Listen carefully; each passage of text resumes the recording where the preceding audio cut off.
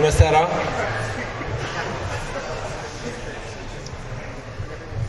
Good evening, everybody. I think we should begin as we are a little late. Sorry for that. Thank you very much for being here. Thank you, everybody, because these events, these lectures exist because you are here. So, my name is Ștefan Simion, and together with Irina Melița, we are poster, and we are also at the initiative of Mazzocchioo, a magazine and a lecture series. I want to say that Mazzocchioo.Talks 11 is funded through the Romanian Order of Architects stamp duty for cultural projects and is organized in partnership with the Bucharest Order of Architects. This conference is accompanied by a magazine launch and by an exhibition of a short project by Studio Mazzocchioo downstairs in the lobby, developed together with Emil Burba and Cristi Borcan, spatial transformations of thermal points in Bucharest, part of the series Anatomy of a City, which we are undertaking for more or less 10 years. And also I want to thank our entire group of students that are here present today and volunteers, and whose work is exhibited downstairs. So, a few introductory words about this evening. Mazzocchioo.Talks 11 is the third iteration in which we invite two architects or two artists whose work hold concrete, meaningful correlations with one another.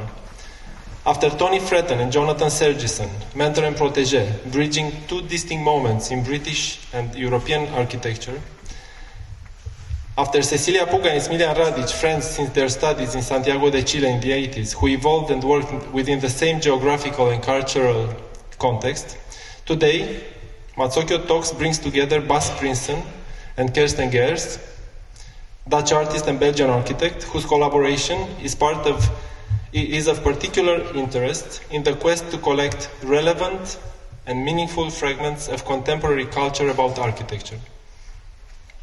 So in short, things started like this. Kersten Geers and David van Severen founded Office in 2002. They met back in the 90s at the Madrid School of Architecture, where they attended classes taught by Iñaki Abalos and Juan Herreros, an important part of their cultural genealogy. In the early 2000s, they met Bas Princen, who would later photograph The Notary, their first completed project, following a humorous promise that he would document all their future work. After that, as Kersten said in the interview for the magazine, Office time and Bas time are the same. Bas knows all their projects.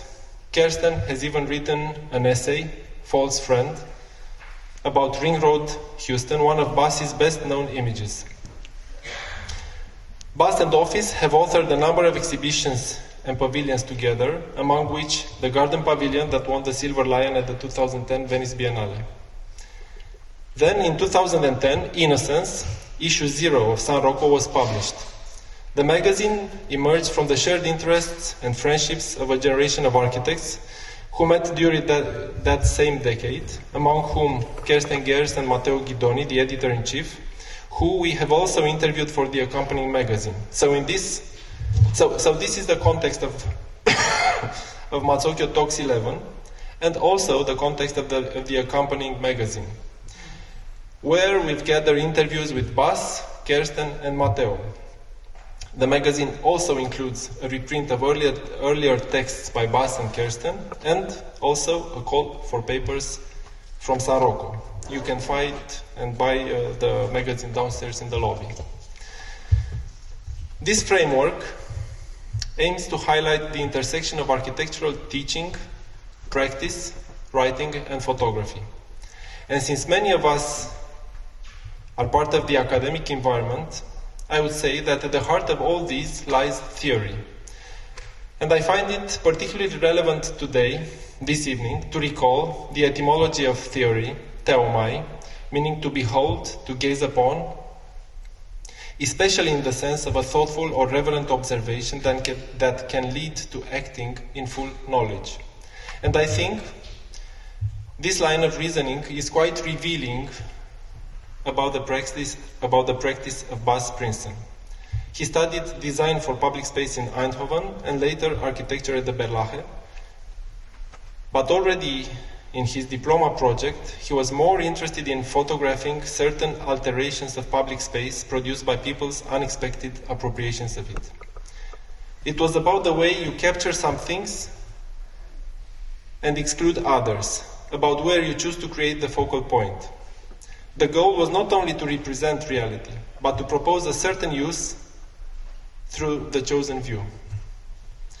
This research later led to Artificial Arcadia, his first book, published in 2004. For Bas, photography is a visual project. Each image has to find its place within the right sequence. It has neighbors, and from there it derives its meaning. Over time, he showcased his work in carefully curated exhibitions, such as Image and Architecture at the Vitra Design Museum in 2018, Breuer Revised at the Met in New York 2017, Earth Pillar Solar Gallery in Paris 2016, Room of Peace at the 14th Venice Biennale, Reservoir in Anvers 2011. Since exhibitions can only accommodate a limited number of images, his research has developed into books which allow him to bring together a larger body of work. Rotterdam 2007, Galleria Naturale 2008, Five Cities Portfolio 2009, Reservoir, The Construction of an Image, The Room of Peace in 2018. And then there are the pavilions, some realized together with Kersten and David, a very specific means of expression for Bas. For some of these, the reflexive dimension is staggering. He photographed precise places or artifacts, and later reintroduced the photographs as objects in specific sites, creating a kind of loop that invites reflection and meditation on the role of photography. This exploration of what a photograph is and could be led him, together with Stefano Graziani, to conceive and curate the exhibition and research project, The Lives of Documents, Photography as Project, for the Canadian Centre of Architecture in 2023. And at the center of the debate, Bas and Stefano posed a crucial question.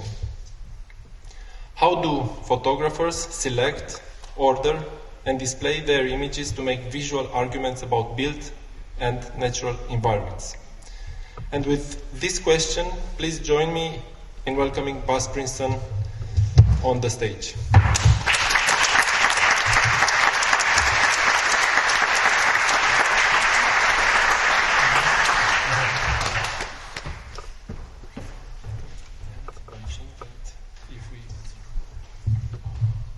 Just a second. Okay. Yes. Yes, there we are. Thank you for this very nice invitation, and I didn't expect that there would be so many people, such a big room. It's a while ago, and I don't do so many lectures anymore, so I might be a bit rusty, forgive me. And I would like to talk today, we will come to the collaboration for sure, in between the projects, but in a way I would like to show the works I've been doing the last 10 years, and you could say they're all questions around image. I like to start with the image of the studio. Photographers are like other artists, studio artists, you know. Most of the time is spent in the studio. There is where the ideas come and where the objects are formed. So this is the studio in Rotterdam. Where do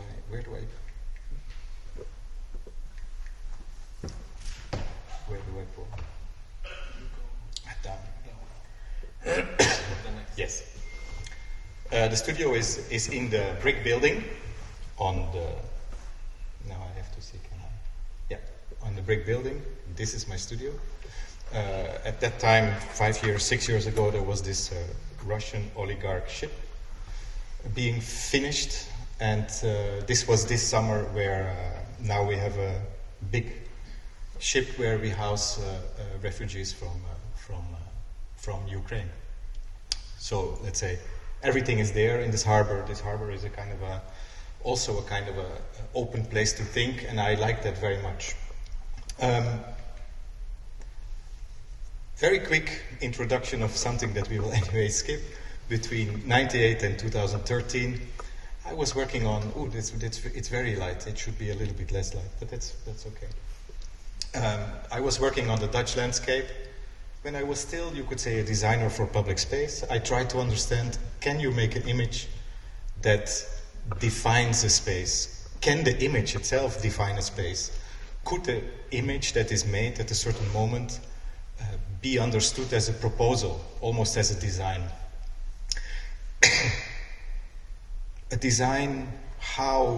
A proposal on how to use space, but also how to design it. And I had all these, let's say, people in it who were executing what you could do, or how you could use a landscape. And in a way, this is how I started with photography. I started with the idea that the photograph is always a certain proposal, a proposal of how to see reality in a different way.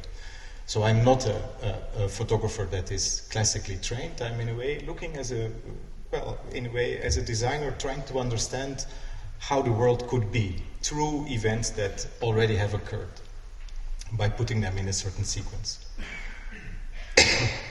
So that was the first big project. The second big project was a project on 5 cities in the Middle East.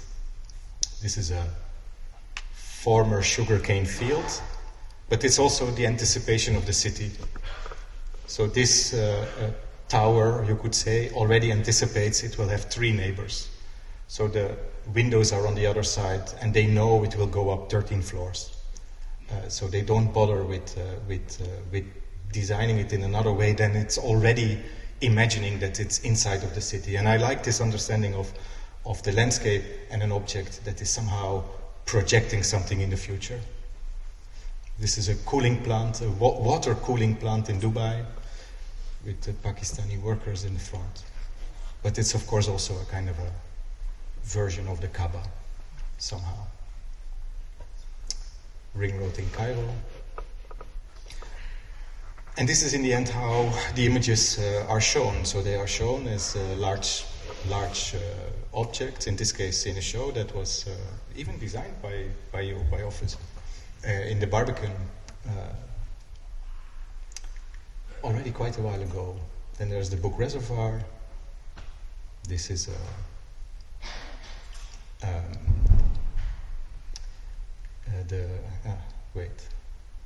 This is Ring Road Ceuta, made for a project together with Office, but it's an autonomous image that somehow projected also very interesting questions, but we will come to that later.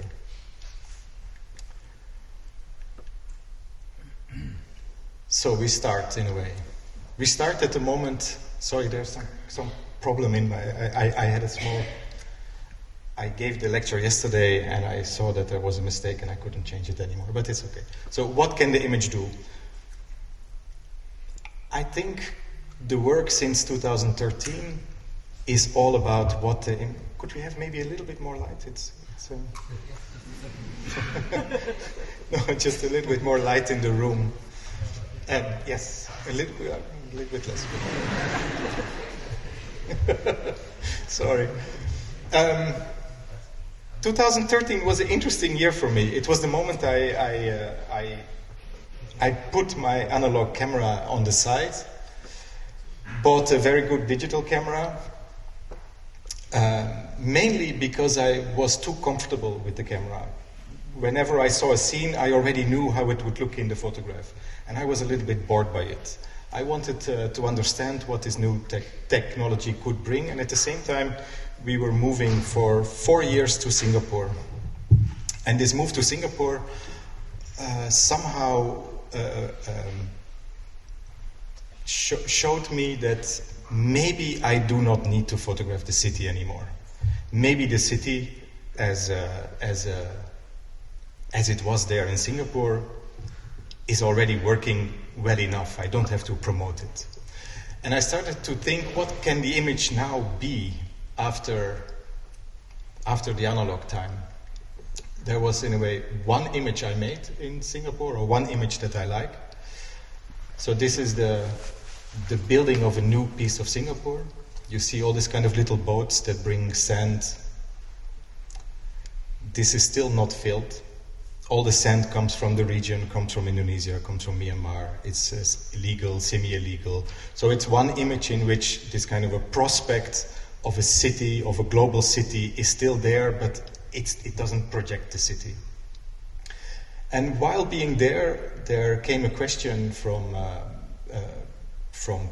Rem Koolhaas, who was the director of the Venice Biennale, the curator, and he had an exhibition called Monditalia. He just wrote, a series of artists and architects, which you have a project about Italy. And they wrote in the email, maybe you could do something on 60s architecture. And I was sitting in Singapore and I thought, I don't want to deal with architecture at the moment. I want to deal with something else. I'm in Singapore, I don't understand why there is no history. I miss the idea of history in Europe.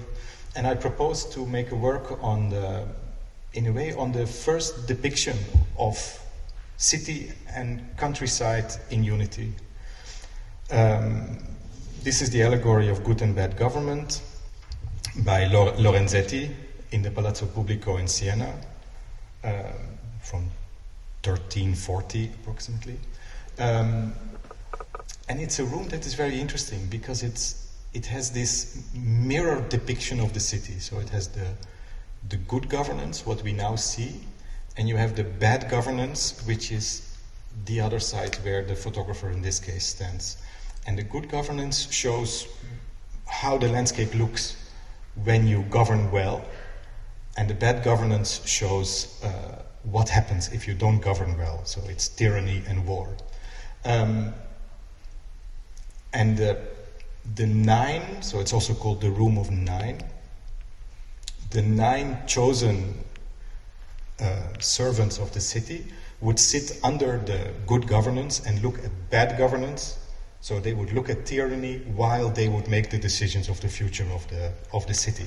And I thought this was very interesting, this kind of a embedded image in a space that somehow has a function. It wants to do something, it wants to tell something. It wants to, in a way, make you change your mind, or it reminds you. So it's a very contextual image. So I proposed to photograph this for the Biennale.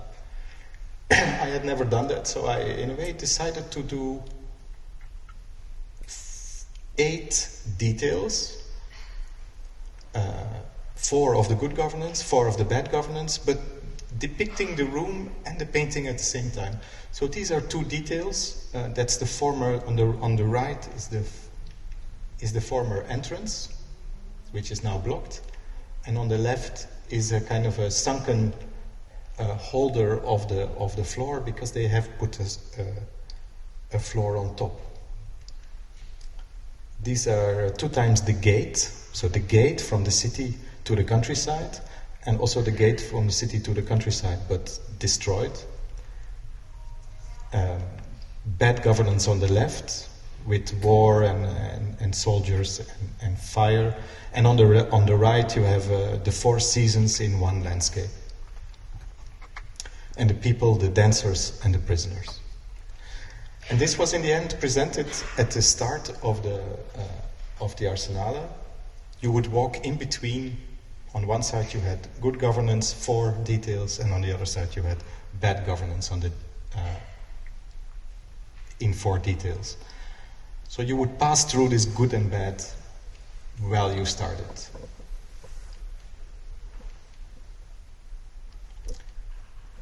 It later became a small publication, so it's a leporello that folds like this.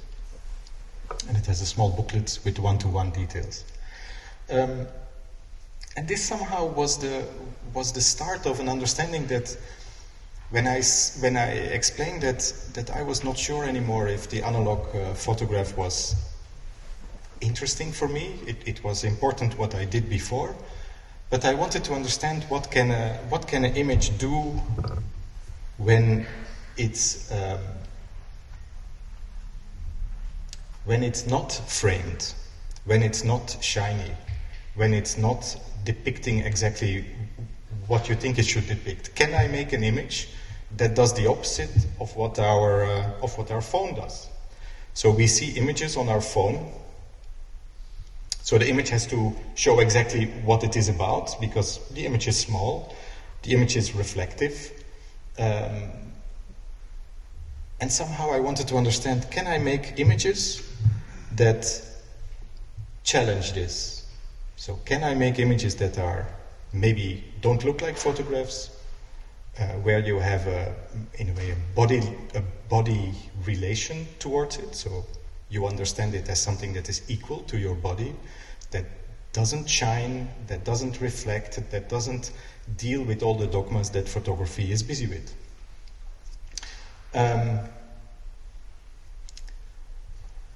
So I was asked to make an exhibition on architecture by the Vitra Design Museum.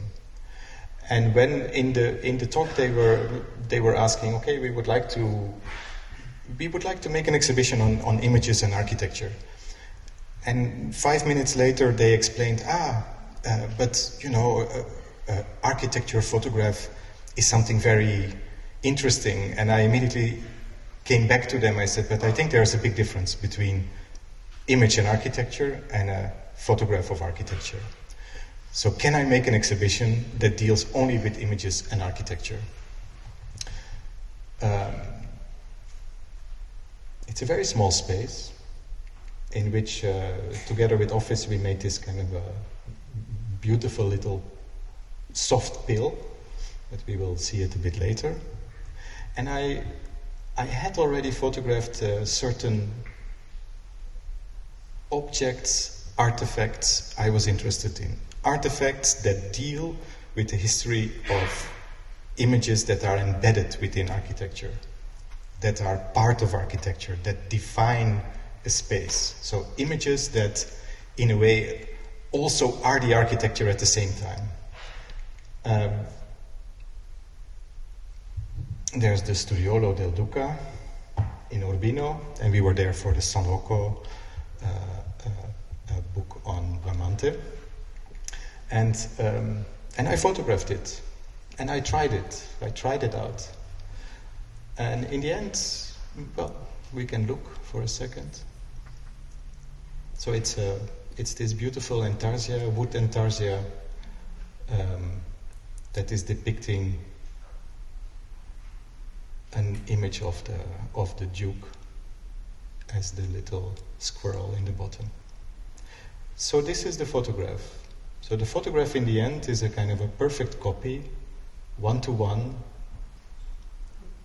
I don't know if it's a photograph, and I think it's that I like that you're not, when you look at it, that you're not bothered by the idea, is it a photograph or not? It's a depiction of material, of space, and it's a perfect copy of something that is somewhere else. So here we have it in detail. And then we have the plan of the exhibition. And in the exhibition there are 10 versions of depictions of architecture. And there's a little explanation table. So here we are at the Cappella del Perdone, also in Urbino. It's a beautiful little chapel that is almost a model. It's a chapel for one person. And in this case, it's printed twice the size as it actually is, and I think we will go afterwards to the picture on the left. But we will first go. I mean, I intentionally have these little bit shaky movies, so you understand what the experience is when you are seeing these objects, these images, not photographs. And the second one we are looking at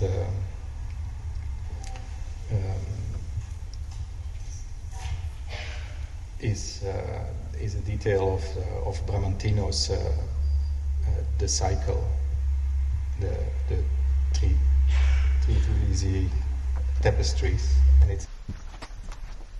it's a depiction of a tapestry, beautiful tapestry that was, of course, once hung as a kind of a spatial element, and it's a detail of justice turning into nature, but turning into nature in a very interesting way. And in order to, I don't know if it's now comes true, here you see the tapestry, and what is photographed in the end is the top part. The part where there is the two people turning into trees, and justice is bound, and the sun is angry. And somehow I understood this also as a contemporary image. It's not anymore a historic image, but it's a contemporary image. In order to photograph this, I had for the first time, I had to be very technical, because I'm not very technically busy. But in this case, we realized that if you want to print on that scale, and you have this perfect depiction of a thread, then you need, every piece of the thread needs 2 pixels highlight, 2 pixels color, 2 pixels shadow, in order for you to feel that it has a form. And we calculated back how much pixels we needed, and then I had to go back to rephotograph it. I even had to borrow some chairs to get closer. And I thought this was also interesting, that you have to be, in this case, normally I would photograph what I see, and immediately I would photograph. In this case, I had to return to do it properly.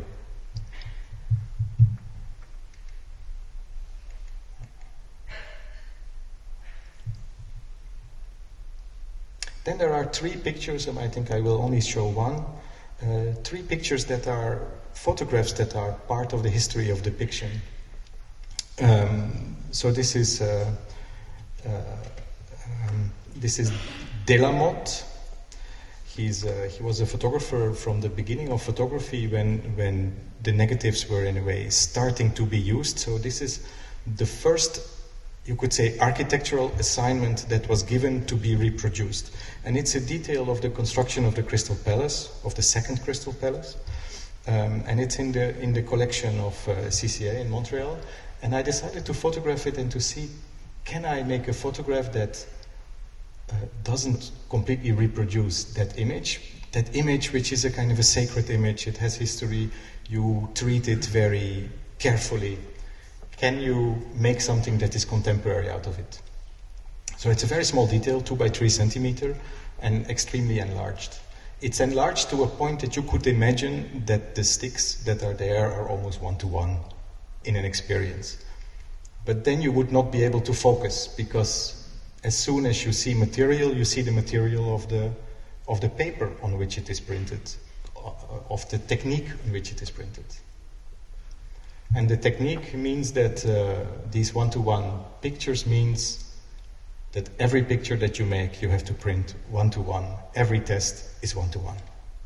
Because otherwise you don't understand, does it work or not?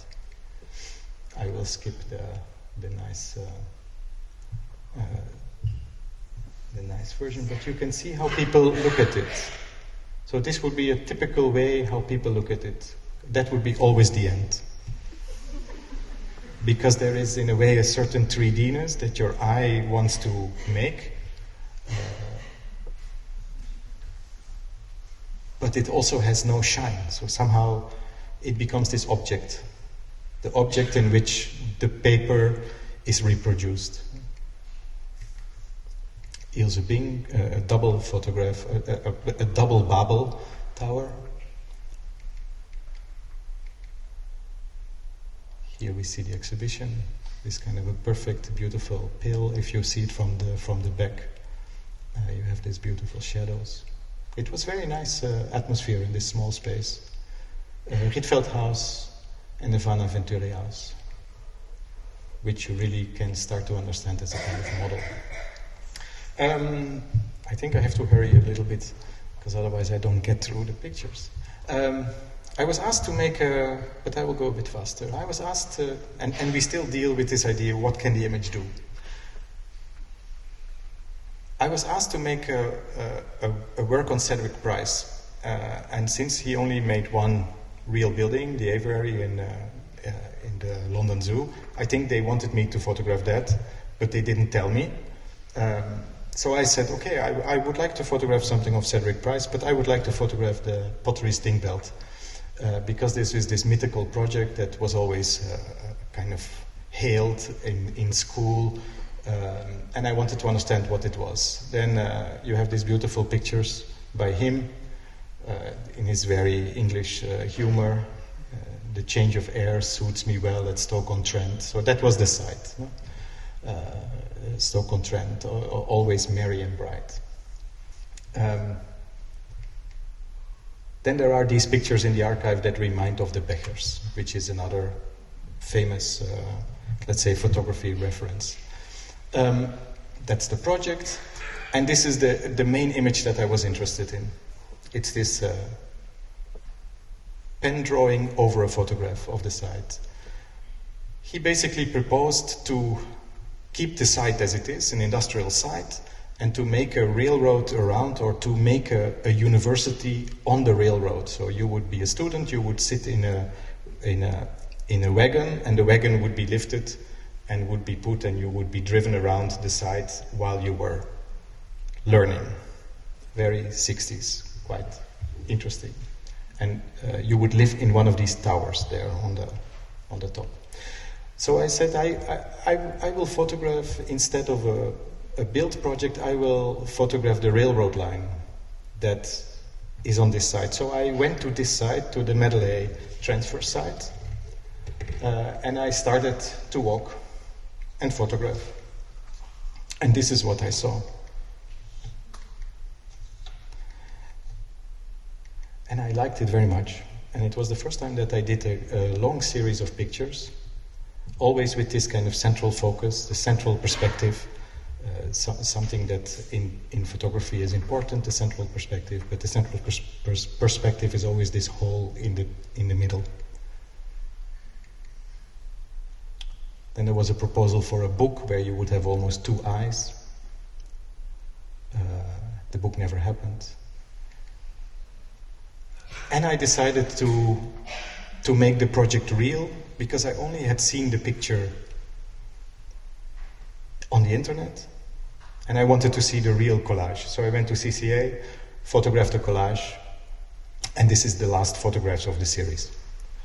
Then we were asked with Office together to make a proposal for the Chicago Biennale, and we already did two projects together that were projects in which you could say it's a pavilion, but it's a pavilion made out of images. And we tried to understand, can we use these pictures of Cedric Price and make a space that is only made from the image? Is that possible? So in the end we used 6 pictures, and we had this looming, perfect, well, again, a kind of a pill shape that was hanging above you as a kind of a dark hole.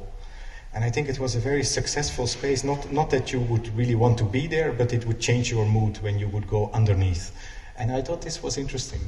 It's interesting to do this kind of small experiments on biennales that, rather than show your project, is in a way, you do an experiment where you are trying to understand what can we do with as little as possible while still making a space. And a second iteration of that, you could say, is another project we did together called Model for a Tower. It was a festival for Pieter Bruegel in Dilbeek in Belgium. My studio is in Rotterdam, and when I would go to the Boijmans, which is the main museum, there's the Tower of Babel. One of the Tower of Babels, it's the smallest one, and I would always go and see it. So when we got this question to make a proposal for Dilbeek, I called the curator that I knew at the Boijmans, and I asked, can I photograph the Tower of Babel? They said, yes, you can, but only on a Monday when the museum is closed, and only if the personal responsible person of the painting is there. So there's a person who is there always in the room when the painting is hanging, also in the Boymont. So I had to ask her, can I move the camera? Can I take the picture? Can I move the camera? Can I take the picture? It was very interesting. And I tried to understand, can you get the story back out of the painting?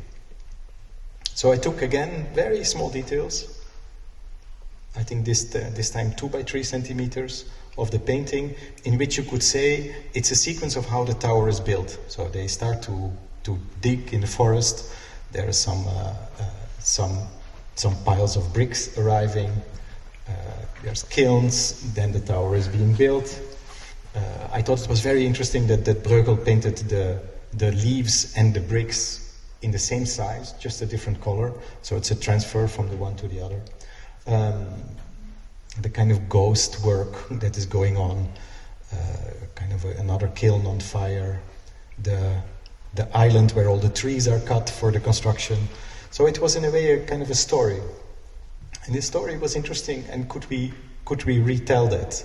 And I think from a very early moment on, we had the idea to make a kind of a pavilion that was maybe too big to be a pavilion, too small to be a building, too big to be a pavilion, and it should interact with nature. So we started trying out to have the material that we used before, and to print on canvas, and to have this perfect circle in the forest. You have to measure all the trees to do that.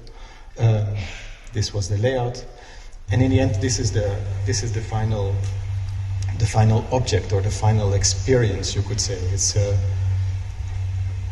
I can't remember how big it was. Do you remember how big it was? Like 50 meters in diameter, something like that. And it was a very interesting way, because these images moved. They moved in the space, and they had this interaction which they normally never have. And at the same time, it really made a space. And on the outside today, they were silver. So from the outside, you would enter an object, and from the inside, you would be in this storyline, this kind of a interaction of the image and the reality. I think there's one more small movie.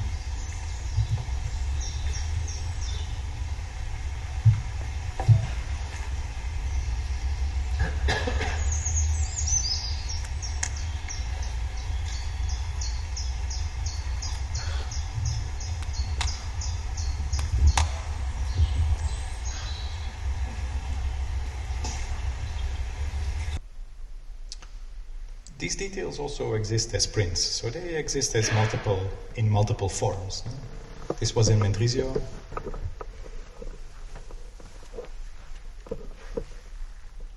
At the same time, when I started to photograph, you could say, these artifacts or depictions, I also understood that somehow that would not be enough for the new route that I was taking. It can't just be artifacts after photographing the city and landscape. It should be something more. And from the very, very beginning, I always thought it should be nature, but I didn't understand what kind of nature it should be, and how do you photograph nature.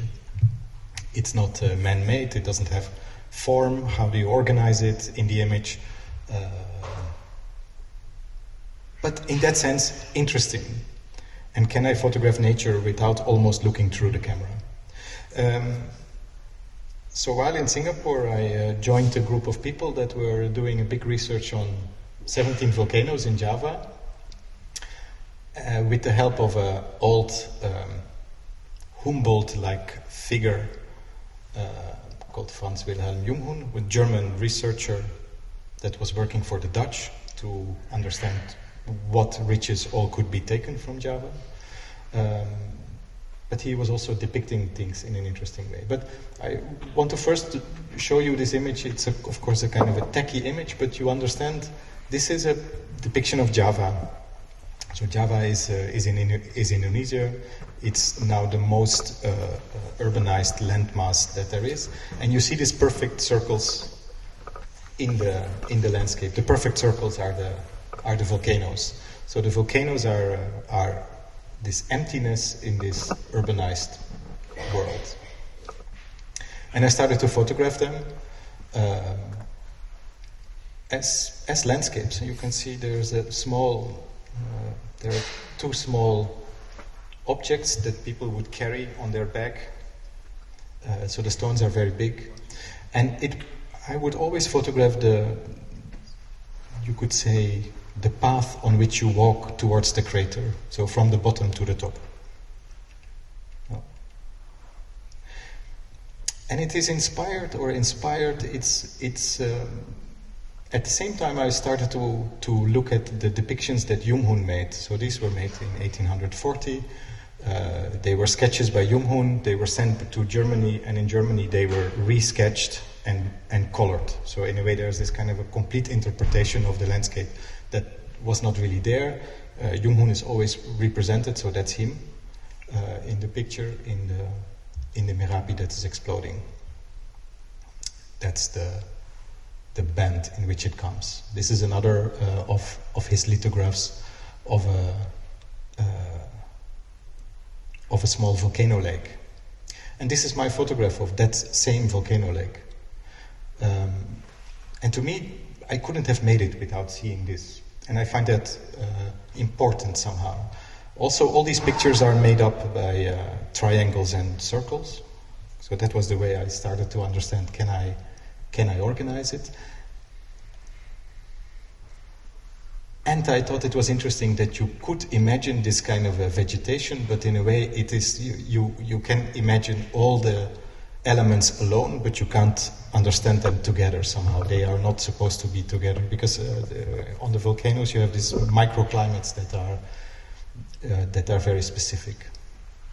So I will just click through quickly. There was yesterday opening in Grafische Sammlung, where the pictures are now hanging, or 3 of them, quite nice, a little bit colonial, but it's okay. And I started to research Dutch photographers who have worked in Indonesia, because Indonesia was a Dutch colony. I think that's also the reason why I'm interested to go there. So these are pictures from the 1840s by a Dutch photographer in Surabaya. And this is a picture that I have myself. This is a little triptych, very beautiful, of the Bromo volcano. The Bromo volcano is this one. And I went to the Bromo volcano when it was erupting, and I, in a way, took the viewpoint of the existing photograph and I rephotographed it. But rephotographed it at the moment when it's erupting. But the volcano the Bromo is there. So it's just the kind of veil that is over the landscape.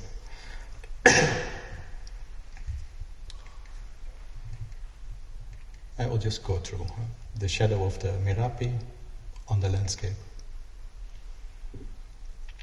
Dieng Plateau.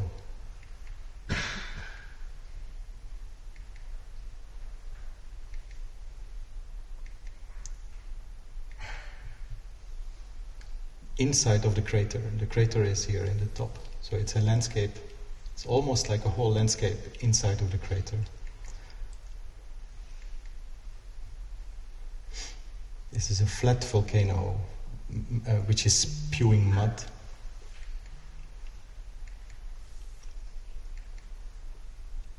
Another path. And a kind of a portal. And this was the last picture I took on the volcano, on a volcano called Kawi. And Kawi apparently was considered by the local priests a portal. You had to ask to go up. And we stopped here. I didn't know why we stopped. The priest stopped us here, and we had to be here for 10 minutes, and I took the picture. And only when I came home, I started to realize that the path where we walked is here. It goes there. But only when I came home, I realized it's a kind of a perfect circle. And the perfect circle is the moment when you see it, you don't unsee it anymore. And in a way, it depicts nothing, like in the pictures that were in Vitra. It depicts nothing really, but therefore it becomes more interesting. This year I went back, so that was all 10 years ago. This year I went back, and the landscape changed. It changed a lot.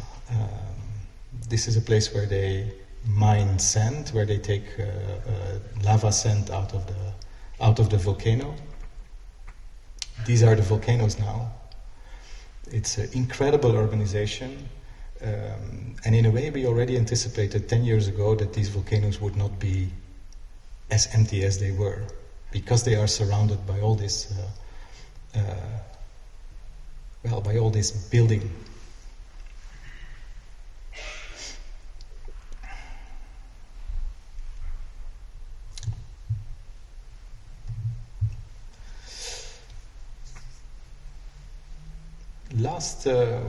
I don't really call them projects. It's a last thought on images that before I move to a small epilogue.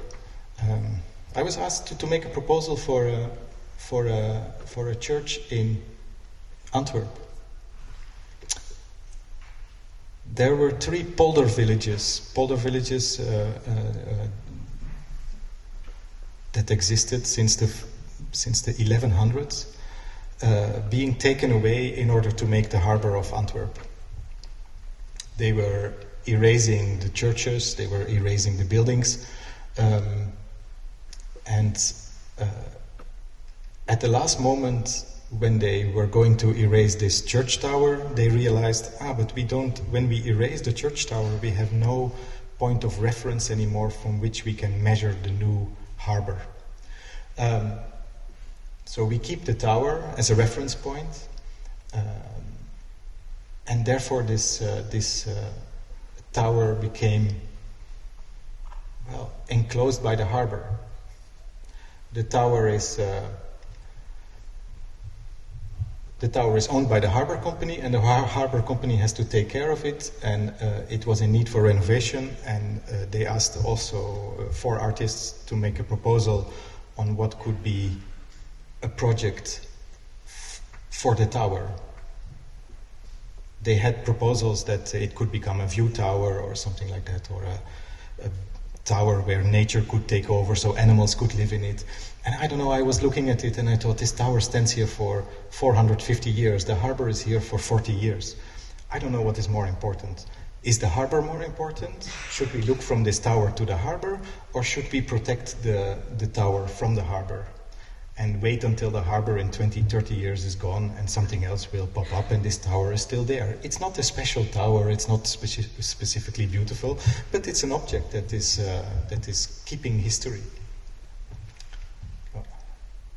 So I decided I made a proposal to photograph the tower before the renovation, to photograph one-to-one details.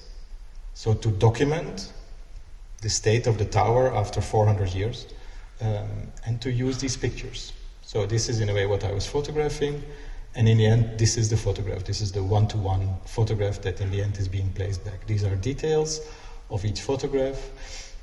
I decided to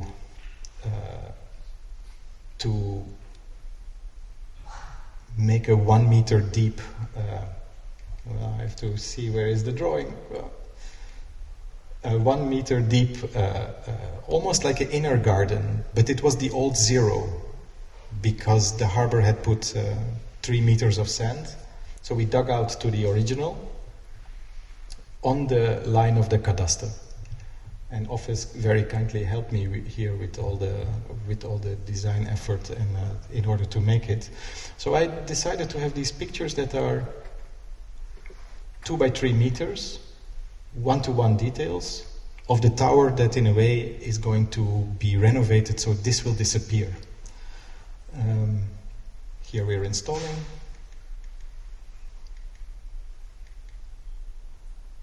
This is how you enter. And you start. So you have these 14 pictures that are gradually going up. Perfect one-to-one depictions from inside and from outside. And it's very interesting because in photography you rarely do this. You rarely photograph something, you rarely show something that stays on the same spot. You rarely show the image that is behind you. Then you also rarely photograph one-to-one, of course. This is not very normal, but in a way this was intentional. I wanted to understand, can I go through this dogma? Can I, in a way, forget about photography and that something else is happening? And I think the most interesting thing that happened is that when you are there, you don't look at the renovated tower at all. So all the patina that has been taken off, there is a new roof that is black, everything is new, the bricks have been cleaned. But this tower is just something that is mentally there, and you look at the pictures and you fill in the old patina that is in the pictures. And I thought this was very interesting. For instance, this beam is not there anymore, it's been taken away. But if you're there, the beam is still in your mental image. And I think this is a very interesting property of what an image can do somehow. It can tell you something that is a kind of not true anymore behind you.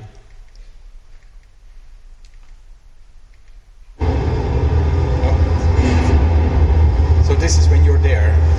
This is the reality.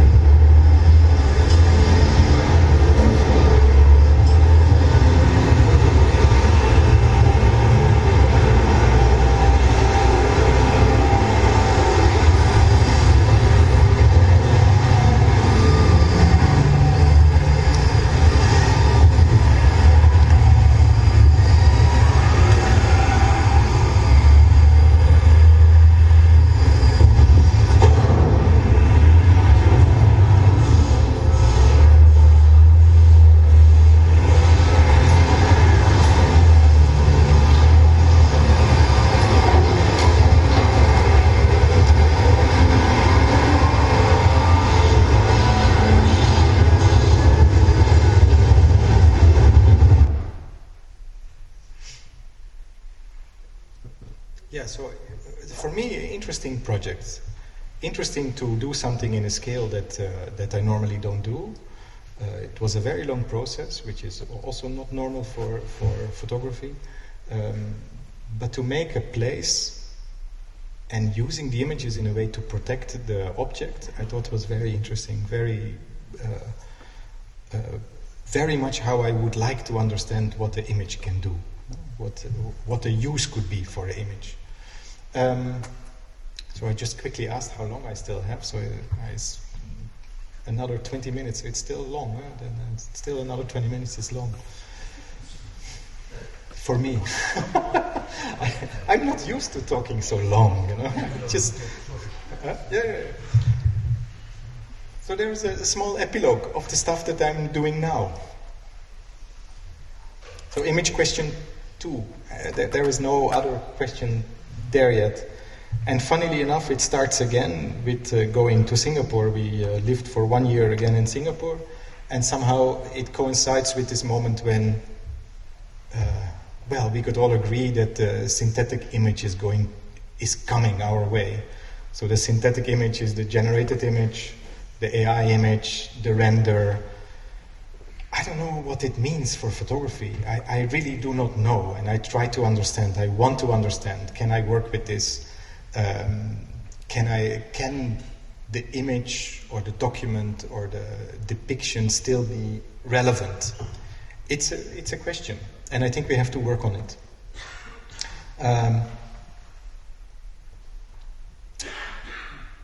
This was in a museum in Sri Lanka, and I somehow was very touched by this. I don't know why.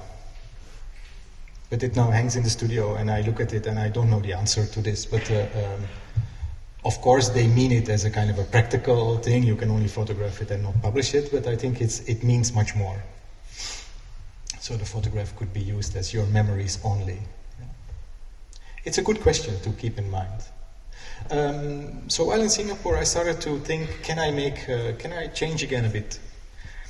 Can I go from the single image to a kind of a short sequences? And I started to make this wall that was growing and getting smaller and bigger and smaller and bigger, in which every site has 3 or 4 or 5 or 6 images which tell a small story.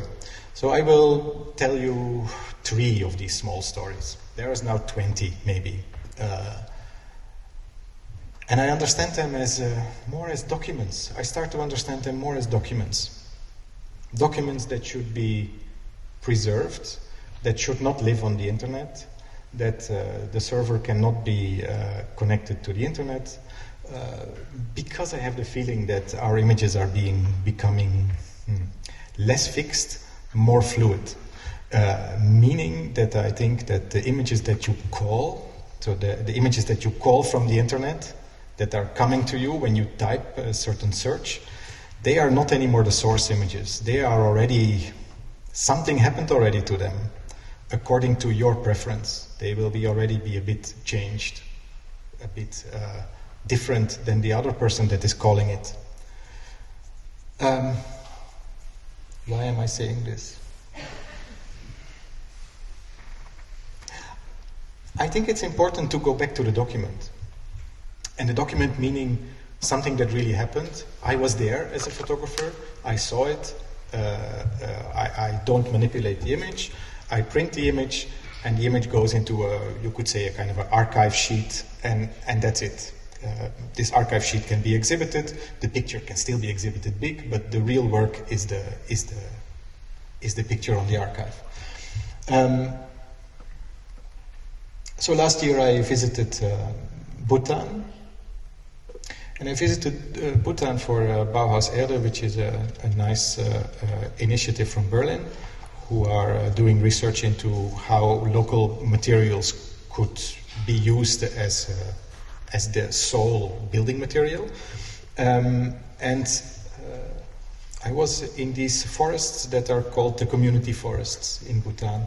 And the community forest is basically a forest that is being managed by the community. In this case, it's 300 hectares of a forest between 2,500 meters high and 3,000 meters. So in Europe, you know, the Alps are already, we don't have forests that high, so it's very, very high. There are so-called 110 members in a community forest. And there is only 60 logs per year that are allowed to be logged.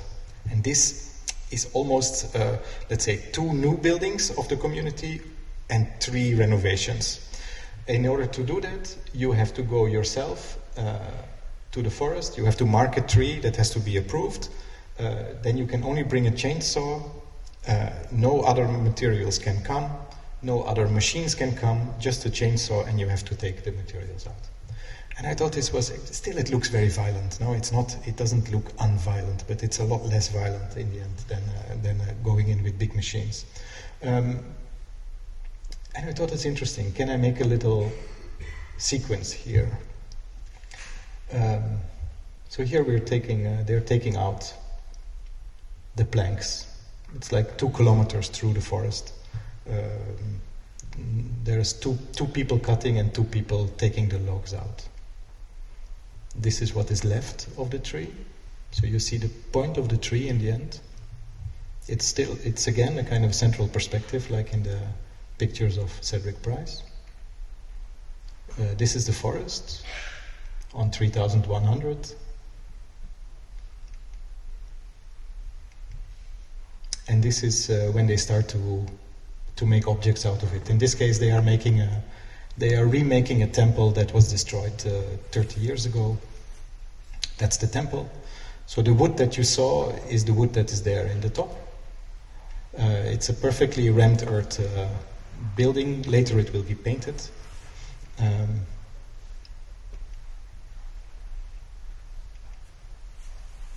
And you see these rammed earth buildings also in decay. But this is an old house. Normally there's 2 floors on top of wood. There's a wooden house on top that is held by this kind of little pillars that are on top. And when they leave the place, they take the wooden house with them and they leave the rammed earth object, and it stands in the landscape. Here you see one of these pillars inside of a wooden house. And in a way you can also connect these two. You can connect the volcano in the Bhutan, and somehow it's a new reality again.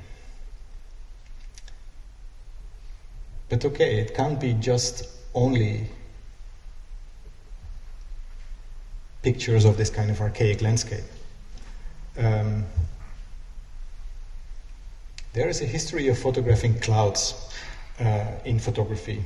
I think it has been done since photography was invented. And I was at a big conference on AI images in Singapore, and I got so fed up that I thought, what can I make images that the AI cannot make? I don't know if I can, but maybe I should try. And I was looking out of we were living in a tower for 1 year. Maybe I should just photograph for 1 year the clouds, always same camera, same viewpoint, same lens, and see what happens. Can I make images that don't really look anymore like clouds, but still are clouds, and that if you would prompt them in an AI, it wouldn't be possible to make, or nothing would come out. So this is the view, and this is the first, I think this was the first image. They suffer a little bit on the screen here. They're a bit more detailed, but I guess you get the idea.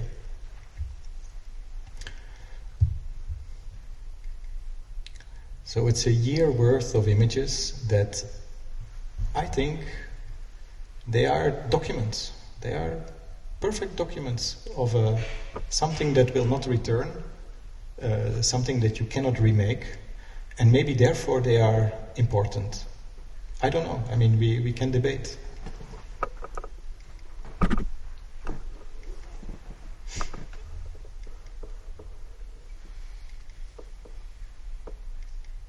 It's blue, but not black.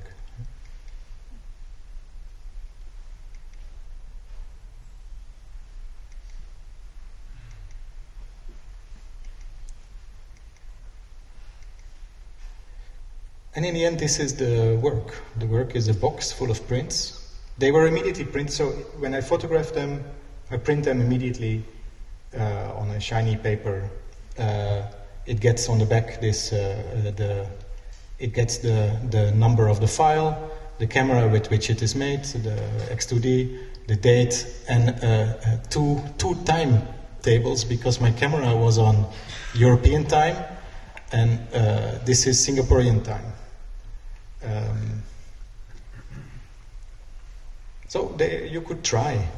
You could get one of these pictures and try to prompt it. Sky above Singapore with these details. I don't know, probably it will not work. And I think that is important, that it will not work, it's something else.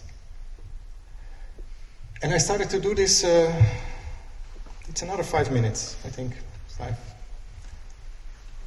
Because there is this beautiful book by Giri called Atlante. It's a little bit forgotten book, where he photographs his atlas, in which he says, I don't need to travel, I can photograph the atlas in order to be in places that I can imagine. If I look at the map, I can imagine the place. And you can probably too. So it's a kind of a critical understanding of what the image is. Basically, he says, if I show you this picture of the ocean, where it says ocean, or I show a picture of the ocean, in your mind, the same image will come. The same image from the, let's say, the pure depiction of the ocean and the written cartographic version, they will create in your mind the same image. There's a beautiful text. And for the project in CCA, we went to visit the archive, and I had this whole pile of pictures. And I thought this was interesting. And can I photograph them? And can that be a work? Can these small pictures be updated to something contemporary and something that is having a question about image, of what the image can do? So in the end, in the exhibition in Mendrisio, we did one big test, a big work, it's a real work. And it's remarkably successful as an image. And it's not really my image, but still it is my image. And I find it interesting, this, I mean, you could say it's appropriation, but it's also not really appropriation. It's photographed in a very bad light, which is important. All the pictures of the series are on top of each other, so the whole series is in the picture, which is important. I don't know. It inspired me to do the clouds. The last few minutes I will explain a project that I'm working on now, like now. That is on the computer at home. It's a project that I call Giotto's Fragments. There's the beautiful frescoes of Giotto in the Basilica of Saint Francis in Assisi. Very important, of course. There was an earthquake in 1997. And the earthquake destroyed part of the ceiling, which is allegedly also painted by Giotto. There has been a project on the way, and I know this project because someone in 2014 showed me this picture, sent me this picture. And that's the only picture I had, and I knew it existed. So I knew there was a place where they were keeping fragments of Giotto. But I always thought, I will go there in 10 years when they have put back all the pieces, and maybe they have a few pieces left. You know, like you can never really put every piece back. So maybe I photographed the kind of 20 or 30 or 50 pieces that are left.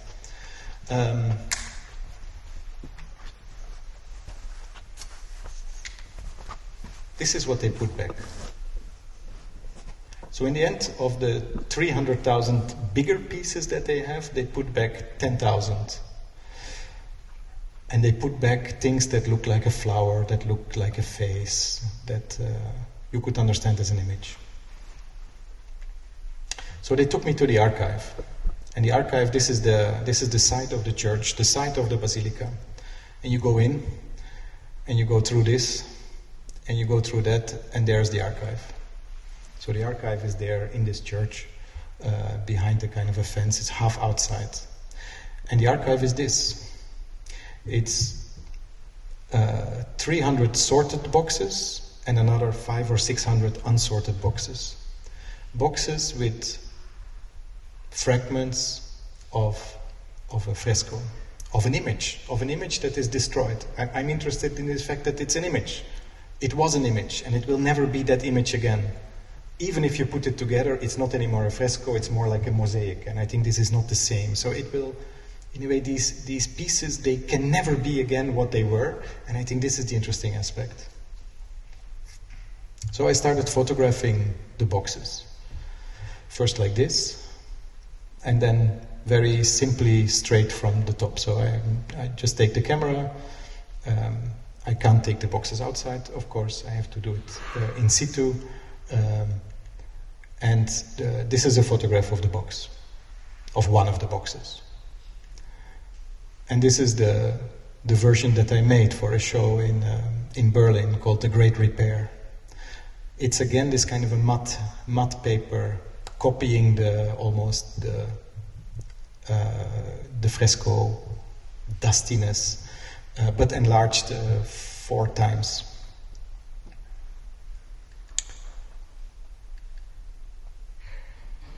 The holes that you see are the pieces that are put back. And then there's not one box, there's more boxes. And it's endless, the boxes are endless. And I started to think what would happen if you would have more boxes together. Could it be a new... I have this idea. I only made one until the moment because it's not easy to make. They're costly to make and they're big. But it would be beautiful to make a space in which you have a new wall painting, but the wall painting is the fragments. Are the fragments. They are not anymore the wall painting. But this is the new wall painting. Or this could be the new wall painting. Then I went back for a second time, because at the first time I only looked at the boxes that were sorted, but there is also boxes that are not sorted. So the not sorted boxes are basically, they say, a box full of, blocks of azzurro blue, big pieces of azzurro blue. Probably one zone. Small pieces of azzurro blue. And I try to imagine that they could be this kind of a big works. No? So big works in which the stones, in a way, are becoming something different. So this is what I'm working on now, and I don't know yet what it will be.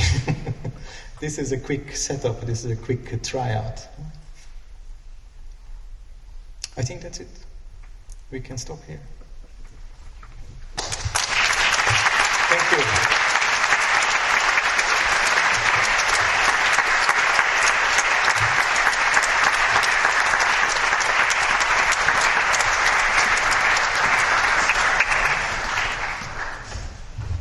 Thank you, Bas. And I would propose a 5 minutes break, not too long, because the evening is late. So 5 minutes. Thank you.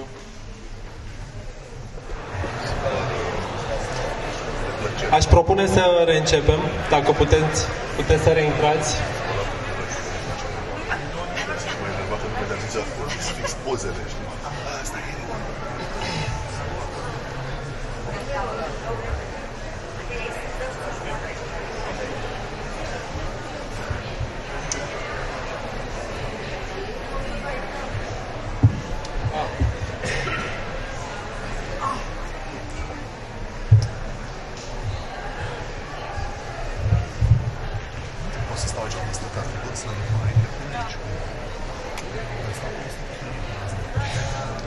Okay, so I'm thinking I will start the introduction for Kersten, and meanwhile maybe people are still coming back from the cigarette break. I wanted to add up that we are a very big team in this one day event, in 1 day, 2 lectures evening. So I want also to thank Ana Avramescu and Eliza Voiculescu for the help and the work they put into the construction of the magazine, which you have already seen, I think. So I met Kersten back in 2014. Irina and myself, we were in Lausanne for 1.5 years. He was leading FORM, an architectural laboratory at EPFL. In this capacity, he conceived the lecture series Difficult Double, a cultural act that tackled the status quo of the genre and advanced a radical thesis on knowledge transmission. The culture of architecture is based on misunderstandings and tweaked stories as a possible engine for many of the avant-gardes. The invited architects were asked to present both their own work and an appropriated fragment of cultural history. And that year, we could also see how in his studio, teaching coincided with research. Student drawings were meant to be rather theoretically charged than have a descriptive way. Collages at a single focal point, rather abstract, incomplete in the caption, opening up discussions on the ongoing projects. So from the start, I was fascinated by this double capacity of practicing and teaching, to which you can add writing and talking, as that year I had also attended a revealing lecture of Kersten's on the work of office. In short, Kersten is an architect that has the rare ability to bring in a same speculative space distant references, as Palladios, Camozzi, Bramante, together with recent cultural moments of intensity, from Hockney to Russia, from Balz to Baldessari, from Siza to Koolhaas, just to name a few. Later, his academic activity stands under the name Office Without Office, a reverse tongue-in-cheek reference to Oma and Amo, this is my reading, reflecting the ideal that practice, academia, and research should be and could be unified. Illustrating this fundamental belief, Office's work is highly critical and theoretically charged. It is not merely a series of episodic responses to successive commissions. Perhaps at the foundation of his work stands his speculative conviction regarding the even covering of the field. A thesis developed also through San Rocco too. The field is everywhere we live. Even if it is not all the same, the field is one.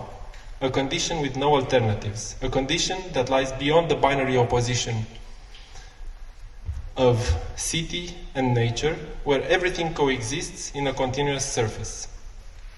So there is an almost obsessive need to be coherent in thinking and in form, the latter validating the first. Our projects, he writes, present themselves as both coherent and defiant in the face of the world we inhabit. We operate both proud and humble in the middle of this mess, the even covered field. I remember discovering this radical coherence already present in their first projects, such as the border crossing, where a simple rectangle cuts through this infinite covering of the field to make space for a grid of palm trees, like a model of earthly paradise.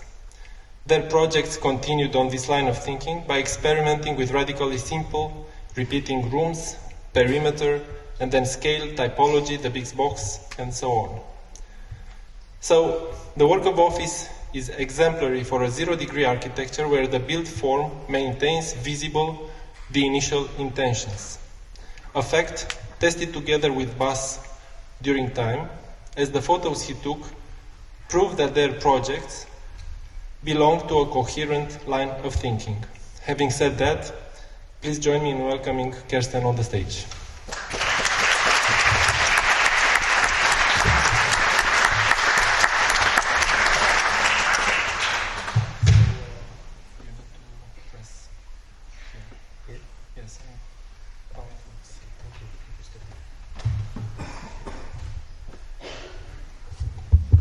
Yes, it works. Hi. Well, thank you, Stefan and Irina, for this beautiful invitation. It's a pleasure, first of all, to be here in Bucharest. It's a pleasure also to be in this beautiful room. It's very, very impressive. So thank you for coming. And I must say it's also very special to talk together with Bas. I feel that after all this beauty you saw of Bas and this precision, it's some afterthought. Unfortunately, the afterthought will take another hour or so. So for everybody who gets bored, don't mind and walk out. I mean, I will not take it personal. Now, here we go. First of all, maybe I should say, every single picture you will see, is taken by Bas. It was introduced by Stefan in the very beginning, and Bas was alluding on that. We have been, I think, working together for the last 23 or 24 years. So in some weird way, it's some sort of parallel career or something. So I saw this material just before, and well, I feel so close to what he's saying, and I will tend to just be the commercial act, and I'll talk about architecture and all the other much more interesting things you have to connect with what was said before. Also, of course, it's not just my office, it's an office of quite a few people now, but more importantly, it's of course an office I do together with David, and that's why I kept it here. So, well, now we finally start, and we start with a pre-start, and then we actually start, and maybe then we start again. So here we go. The title of the lecture is 456. It's the name of this show, which is still currently on in A83 in New York. Very small gallery run by Owen and Clara. Beautiful space.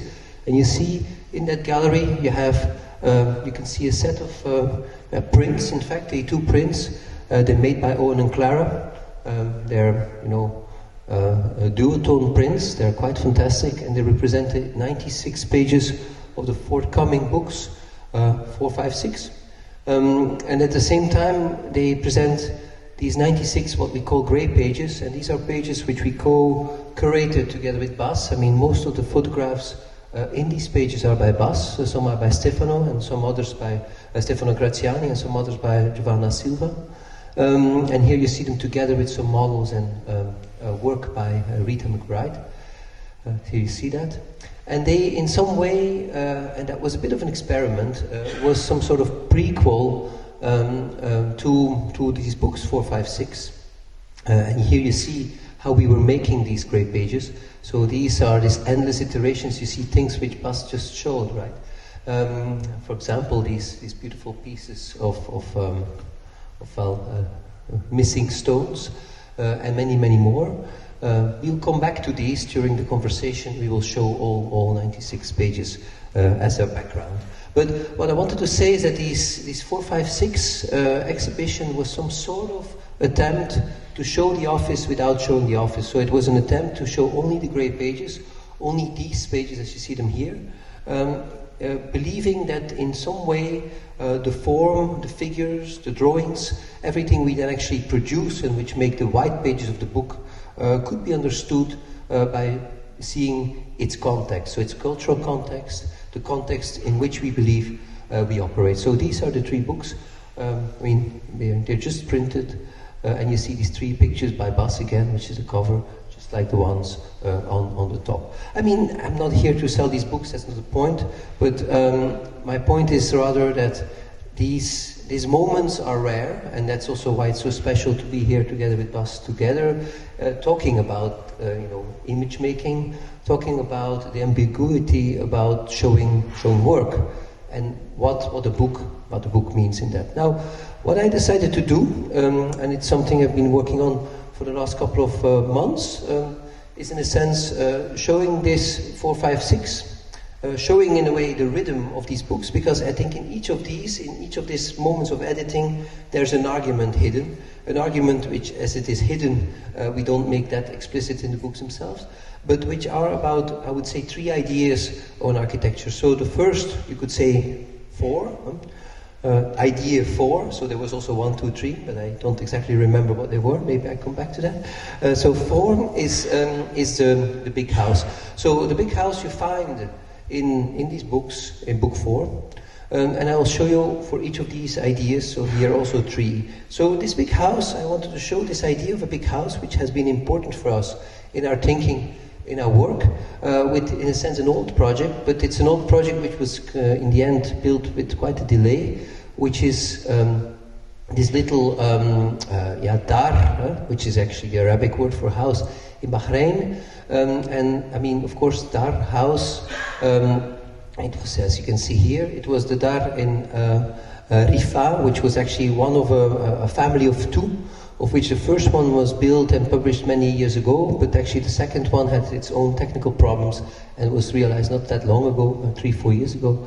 I use this very much in explaining what for us, I mean, if you think about an idea of what could still be today a building which is to a certain extent shared or public, but nevertheless understands that its context, I mean, it was already mentioned, is not so much the city, is a bit of a problematic term. We tend to call it either the large city or indeed the even covered field. But so this particular building was built for people like these men, they're always men, who make music on land, generational, I mean generation after generation. They do that in small rooms, in houses. There's not many of them left in Bahrain. And they do that because they once were making this music when they were fishing for pearls on these boats. They were doing that for weeks on these boats. The pearl fishing stopped, they found oil, as you can imagine. There was, in a way, a more lucrative business. But this kind of ephemeral culture stayed in some way. So fathers gave this type of tradition to their sons, and they were still making until now, until today, they're still making this kind of music. So what we were asked is to rethink one of these houses bought by the Ministry of Culture, and think on how it could become a more public place, and at the same time how we would, in a way, caress, we would protect that type of complex culture. So we proposed, rather than This is a double image, very confusing. So left and right is the same building, but seen from the left or from the right. But that little house, to renovate it and build another, in a way, big house next to it, or as we called it back then, a majlis. So you see that here. You have a house, and perhaps then in the 2010s we were asked exactly to do this because people took us as the office who made buildings with similar rooms around a court. So we were very happy with that.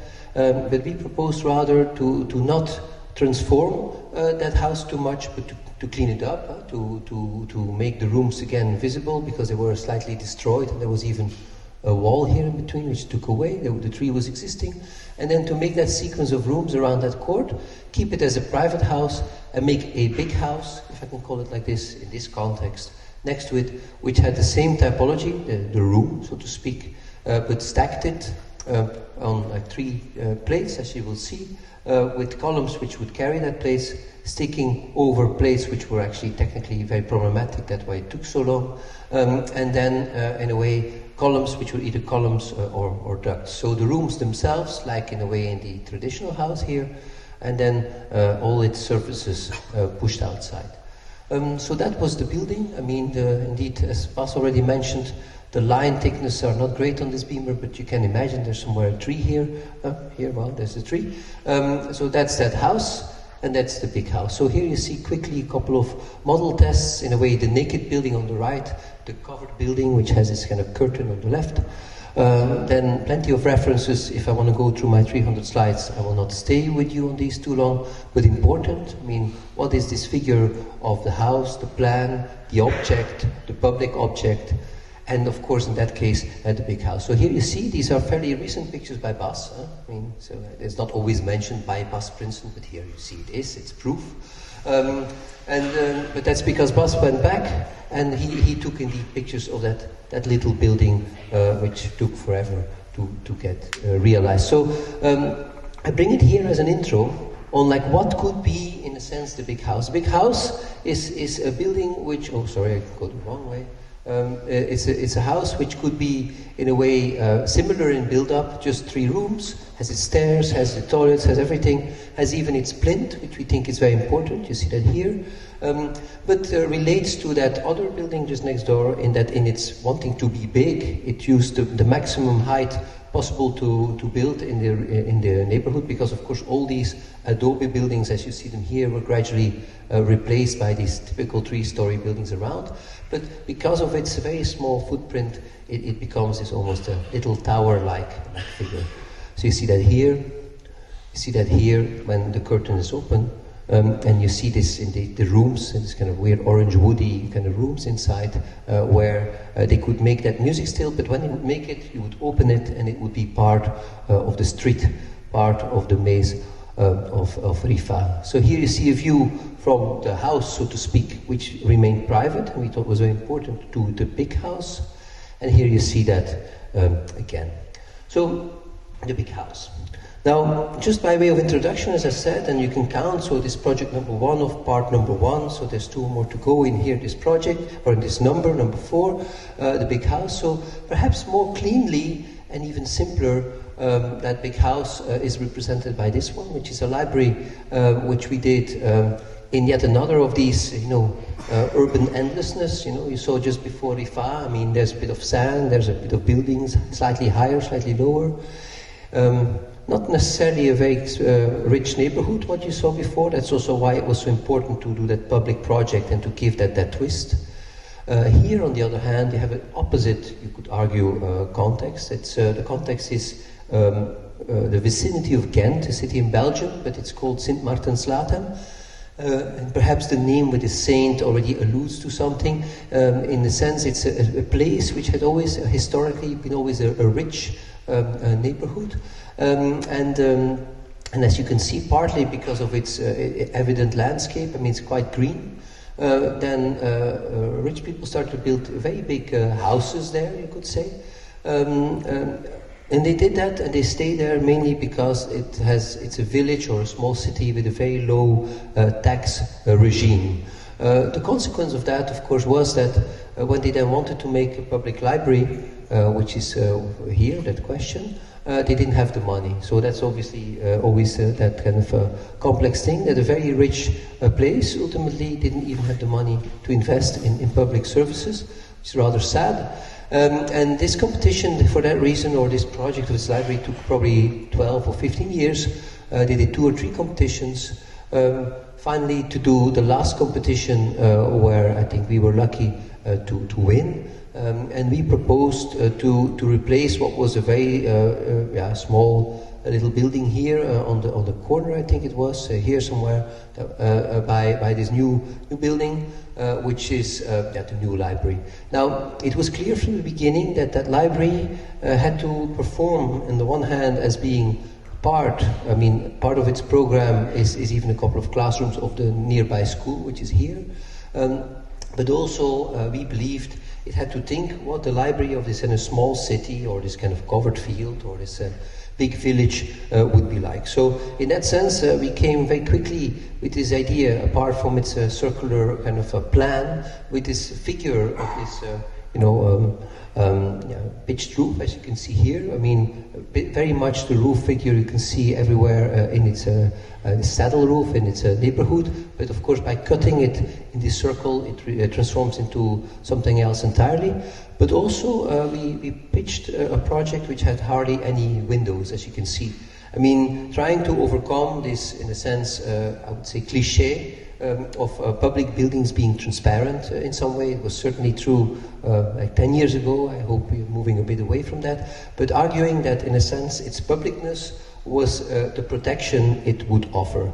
So in that sense, we thought it was important to have this garden in the middle, as you can see, a library garden, a reading garden, if you want, and to have a set of openings which start here, which are, in fact, starts with some sort of door, you could argue, and then gradually these openings move towards that school, which is here in the back. So this is a collage of the competition, this one too. And we thought then also it would be, since of course we're building in Belgium, villages are small, everything has to be really, very tight and pragmatic. Can you make a building in a sense where the building itself is the library, or the library becomes the building? So that was basically the thinking. So here you see the plan as it was finally built. You see this circle, you see this kind of inscribed square, you could say, which is then cut into 2, and of which is kind of cut a triangle, some sort of pizza piece, right? I mean, you see here the pizza of the school, and then here you see these 2 triangles, which are either all the toilets and a small kitchen of that space, because this is actually the mensa or the lunch place of the school. But also when the tables are folded, becomes in the reading room of the library. And then this is where the librarians are, the court, the garden, which of course also made it easy for people to read books outside without having to steal books. It's also practical. And then here in some way you have the library itself, which is in fact a circular system of shelves. I mean, this kind of, the structure is the shelf, and the shelf in a way is the building. Which is of course an idea which is very funny to present and sounds amazing, but it's horrible to build, because shelves have a precision which obviously buildings don't really have, or at least not in Belgium. So here you have the section. You see that above this kind of mensa is a set of classrooms included. You saw that on the other plan, the court, and then in a way the whole library system which goes through. I mean, again here what was important, but here I go fast forward, this complexity page as we often call it, it was why we wanted to look for a certain typology which was both open and closed, and where in a sense the court is the main idea. And then also, of course, how then in all these iterations, this kind of house, or what I would now call in this lecture, a big house, became the figure we felt was the one we had to embrace. I mean, Mulliken, you will see him appearing from time to time. We like Matt Mulliken and his work, like I mentioned earlier, Rita McBride. I mean, he made many of these installations which have this kind of strange ambivalence between object, installation, space, display, representation, because in a way he always tries to represent his own worldview in each of these. So that's why we thought, okay, this is what we had to think of. So there's Rita again in lower, right side. But also, importantly, Richard Venlet, an artist with whom we have often worked. You will see that not only on this project, I will mention from time to time, and who was really with us involved, apart from the exchanges with Bas, but also Bas mentioned when we were doing this. And so, okay, of course, the figure came early, but the plan figure came late. So this is the library as it is. I show it. Just here. As you can see, the brick was replaced by plaster. That was a pragmatic choice, but pragmatic also in the sense that we realized when you make a building which is a structure, which is wood, and which is a shelf system, as you will see in a few pictures after this, it made not much sense after the installation to do another brick wall. There was something incoherent about this, and so we thought plaster is better. Voila, so you see it, you saw this there from the street, and that's what you saw before here. As I mentioned, there's nothing there, then there's the first opening, which is the door, and then these doors start to move. You walk in, and you see, I'm not sure if the pictures are all in the right order, and you walk inside, and you see this wooden structure, both of the patio, of the courtyard, and of the shelves, the loose shelves, and the shelves of the wall. You see them, they go through. That was quite a nightmare. I think we lost about a year on construction on this, but in either way, at a certain point, we found together with the contractor the logic of making this, and to a certain extent, although I'm not the one who would embrace that full-heartedly, here what you see somehow is what you get.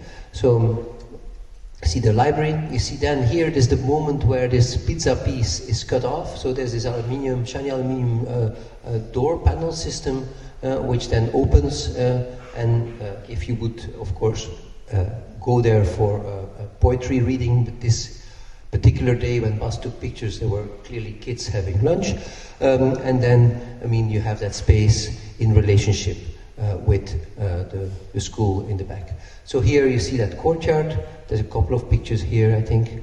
Here you see that structure. I mentioned, I think, the main ideas, the structure, the wood, how in a way the shelf carries the building, again the patio, and then here you see this double floor with these classrooms on the top overlooking. This is a triangular cut from below. Looking back, now it's night, I think it's the first set Bas took. You see that everything is really pragmatic in that sense, and we like that very much. That is, doors are difficult to detail for a certain budget, so we rather make them part of a closed system. So, and then these aluminium doors work pretty well. In the night, so this is the only window with hints at the library, so after the door in a sense, and then that same picture in the day, and then here you see it indeed, that little library, but here working as extended set of classrooms of the school, here with its windows, the ones you just saw from the kids inside towards the school. I think this is more or less the last set of pictures. Just to get that, this idea of the big house as a building which, in a way, proudly aware of its publicness, it does not want to be easy to access, because it believes that by carving out that space where still these type of things happen, it might be of a bigger service to society. So the third big house, and of course it's all a matter of selecting, because what's a house and what's not, and what's big and what's not, and the big house is obviously not a house, as I hope you understood by now, is this one. This project is a brewery we did in Brussels. And it's a brewery in so much that it's an industrial building, and we have been doing industrial buildings in the past. We have been doing buildings which, were, very simple activities, but also rather bizarre activities than drying plants. I think there were some pictures in this slideshow I saw outside much earlier.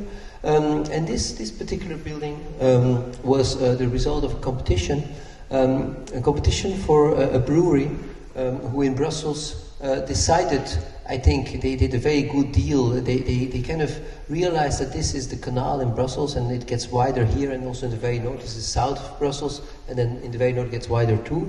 It's a complete underused space in so much that it used to be, of course, quite an industrial zone. Almost nothing is used in that way anymore. A couple of cement factories here and there, some material docks, but most of it is, like in so many other places, is now gradually, or even rather vastly, retaken by housing development. often not very great quality housing development, quick money, because these sites were a little bit neglected, and then so developer comes, build nasty buildings, and voila. So it's also fairly sad so much that, in a way, with that, of course, this idea of the city is everywhere, industry is everywhere, work is everywhere, leisure is everywhere, living is everywhere. I mean, it sounded like a good idea, but many cities now starting to wonder. And so these brewery boys, if I can call them like that, I mean, two very smart guys who started this brewery called Brussels Beer Project. They convinced, in a way, the city that they could actually still do some sort of activity here at the canal, which was underused. So they would be that kind of neo-industry. There's a big tradition in Belgium, in Brussels, for these breweries as buildings in the city, like the current Center for Contemporary Art called The Wheels was Wielemans Wheels, a beer brewery, now turned into an art center. And you see that with a certain new activity, a kind of certain semi-craftsmanship or semi-industrial craftsmanship, that breweries, like bakeries, like other things, come back. And the brewery is interesting for simply bringing back an industry, but of course, which has not much of the nuisances what one would connect with them. So okay, long story. Brewery competition. The competition asked for, as I was just mentioning, a place where all these beers would be brewed.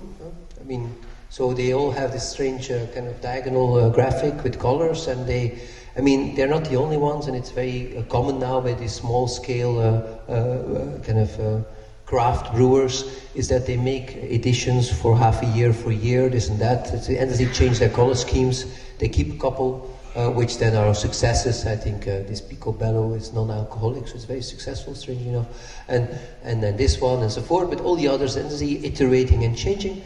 And so in a sense, when we did the competition, we thought, well, if you really want to take this serious, to bring that building back in the city, or to give that building a certain status, why not giving it a very direct presence? So in a sense, we proposed a building, and the box somehow disappeared in this bad reproduction on the screen, but there's a box here with a very big kind of almost flag-like roof, we thought. I mean, there are references, you see them here.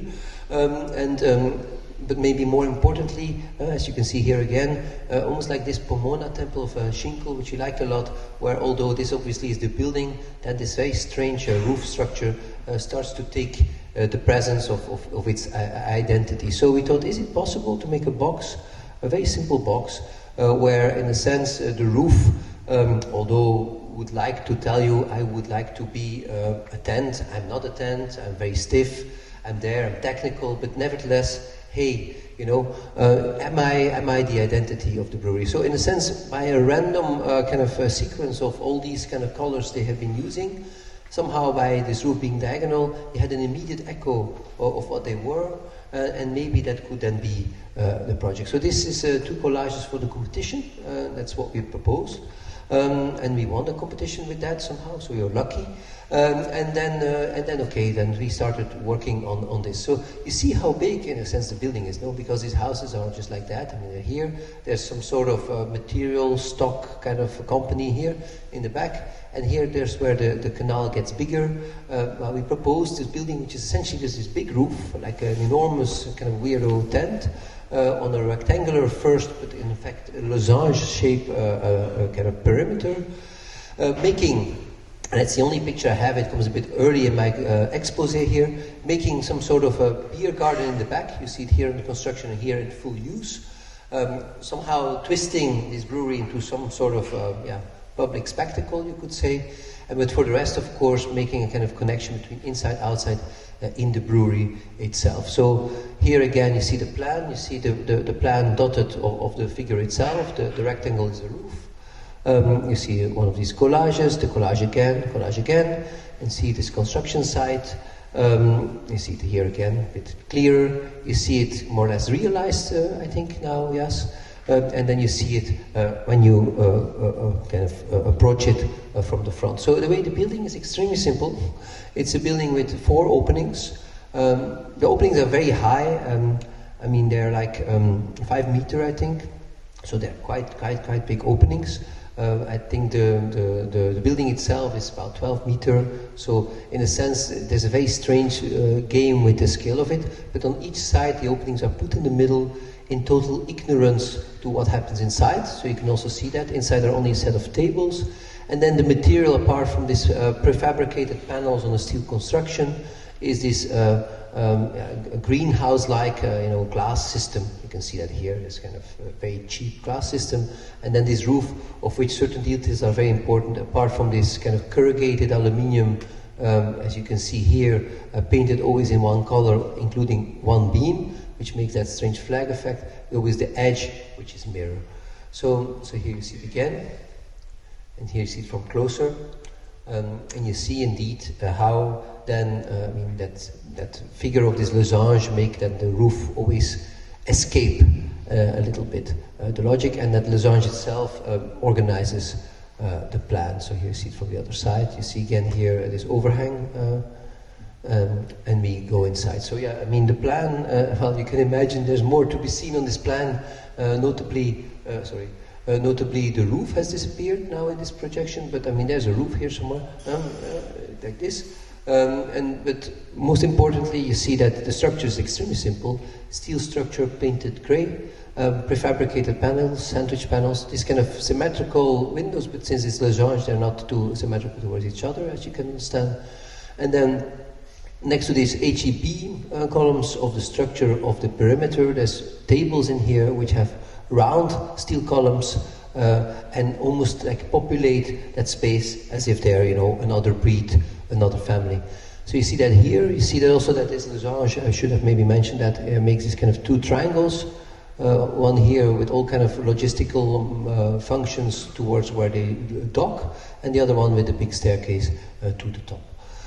So here you see actually the place of that staircase. You see all these structures, you see that in a way it's a project where making choices and being extremely consistent with how you execute the choices and paint, endless amount of paint in a sense, makes the architecture. Because we believe very much that paint is probably the most underestimated tool of architecture. I mean, I guess that's us and Eddie Rama who think that, but okay. Here you see that, you see the structure, you see the columns, you see one of these tables, and you see indeed that roof just going through. And here you see, I see in section, almost, if I want to show something, I'm pressing the wrong button, I'm really sorry. But anyhow, you see it, it's okay. You see the second floor, you see the section, you see how the tables don't fit the windows. You see how the tables are populated by all these big vats where they actually make the beer. There's what's it called? You see them here, you see an office space, you see all the vats. And what's interesting is that that essentially these vats, they're calculated in volume and not in size. So by making them fatter, you can make them lower. And like this, we could actually build this whole set of machines in that roof and actually also anticipate, I think that was somehow clear in this plan, anticipate its possible growth, because you can easily take off the roof and place in more vats when necessary. So a big house, why? Because we believe it's a project which, despite all its kind of technological or technical or pragmatic acumen, is ultimately a building which tries to re-enter from the back door the city as a proper citizen. And the citizen in his own house, in his big house, I mean here populated by that type of industry, has a certain responsibility, and through that responsibility it negotiates with the city proper. It makes its back garden, as you saw it before, in full force. It makes it the logistical side, which is not hidden, because it's in the middle of the city proper. And it negotiates through its bizarre kind of scale difference with the reality outside, which of course is quite extreme of that neighborhood. So I think it's one of the last pictures of that big house. But I believe it somehow anticipates, this, how a building that simple can almost radically transform the context which it inhabits. So I think that's also ultimately its goal. Now, if I move to 5, I move to robustness. And of course, many of the projects you saw before you could consider are robust on their own right. But if we focus on that particular aspect, I think robustness we are interested in is probably the way a building might survive many of its, in a way, temporary program-like kind of desires. So here it is, of course, probably illustrated the most radical way in this building. More of the field, that's the building. It's a building for the Flemish community. Here, the white little rectangle. It's a building which is currently in an area where there is a building, and in a way the building we're making is the same building. Actually, to be more precise, we kept the building and we just changed what you think is the building, would the building be like. So it's a zone which used to be a semi-industrial zone. You see that with these big boxes, this typical kind of supermarkets for the handy weekender, like you have here, what is it, Leroy Merlin and Gamma and stuff like that. That's what you have. And then many houses here around. And in a way, the city already deciding that if ever you would take away a building here, it would maybe or rather be housing. Now, ironically, the owner of that building is the province, so it's the state itself. And it realized that after first asking us to take away the building and building a new one with offices for the province as well, that by doing so they would not have the right to build it again. So we proposed them to, this was the building, to do then a radical renovation, because of course the building itself was in a very bad state. I mean, well, very bad, not so bad, but meaning it's an exoskeleton, inside-outside issues. I mean, the whole circulation is the outside. Windows are just in between the concrete and so forth. I mean, you could even argue why not living with that, but I mean, the province did not consider this an option. So this was the plan of that building, and we simply proposed to keep the plan, cut off the staircases, as you can see here, and build a new building around it. So in a way, the building you see is just the same building, but just, looks now a bit like the Flintstones. So for us, what was interesting was, of course, to live up to that promise. So how can you make a building today, which is in a way the old building?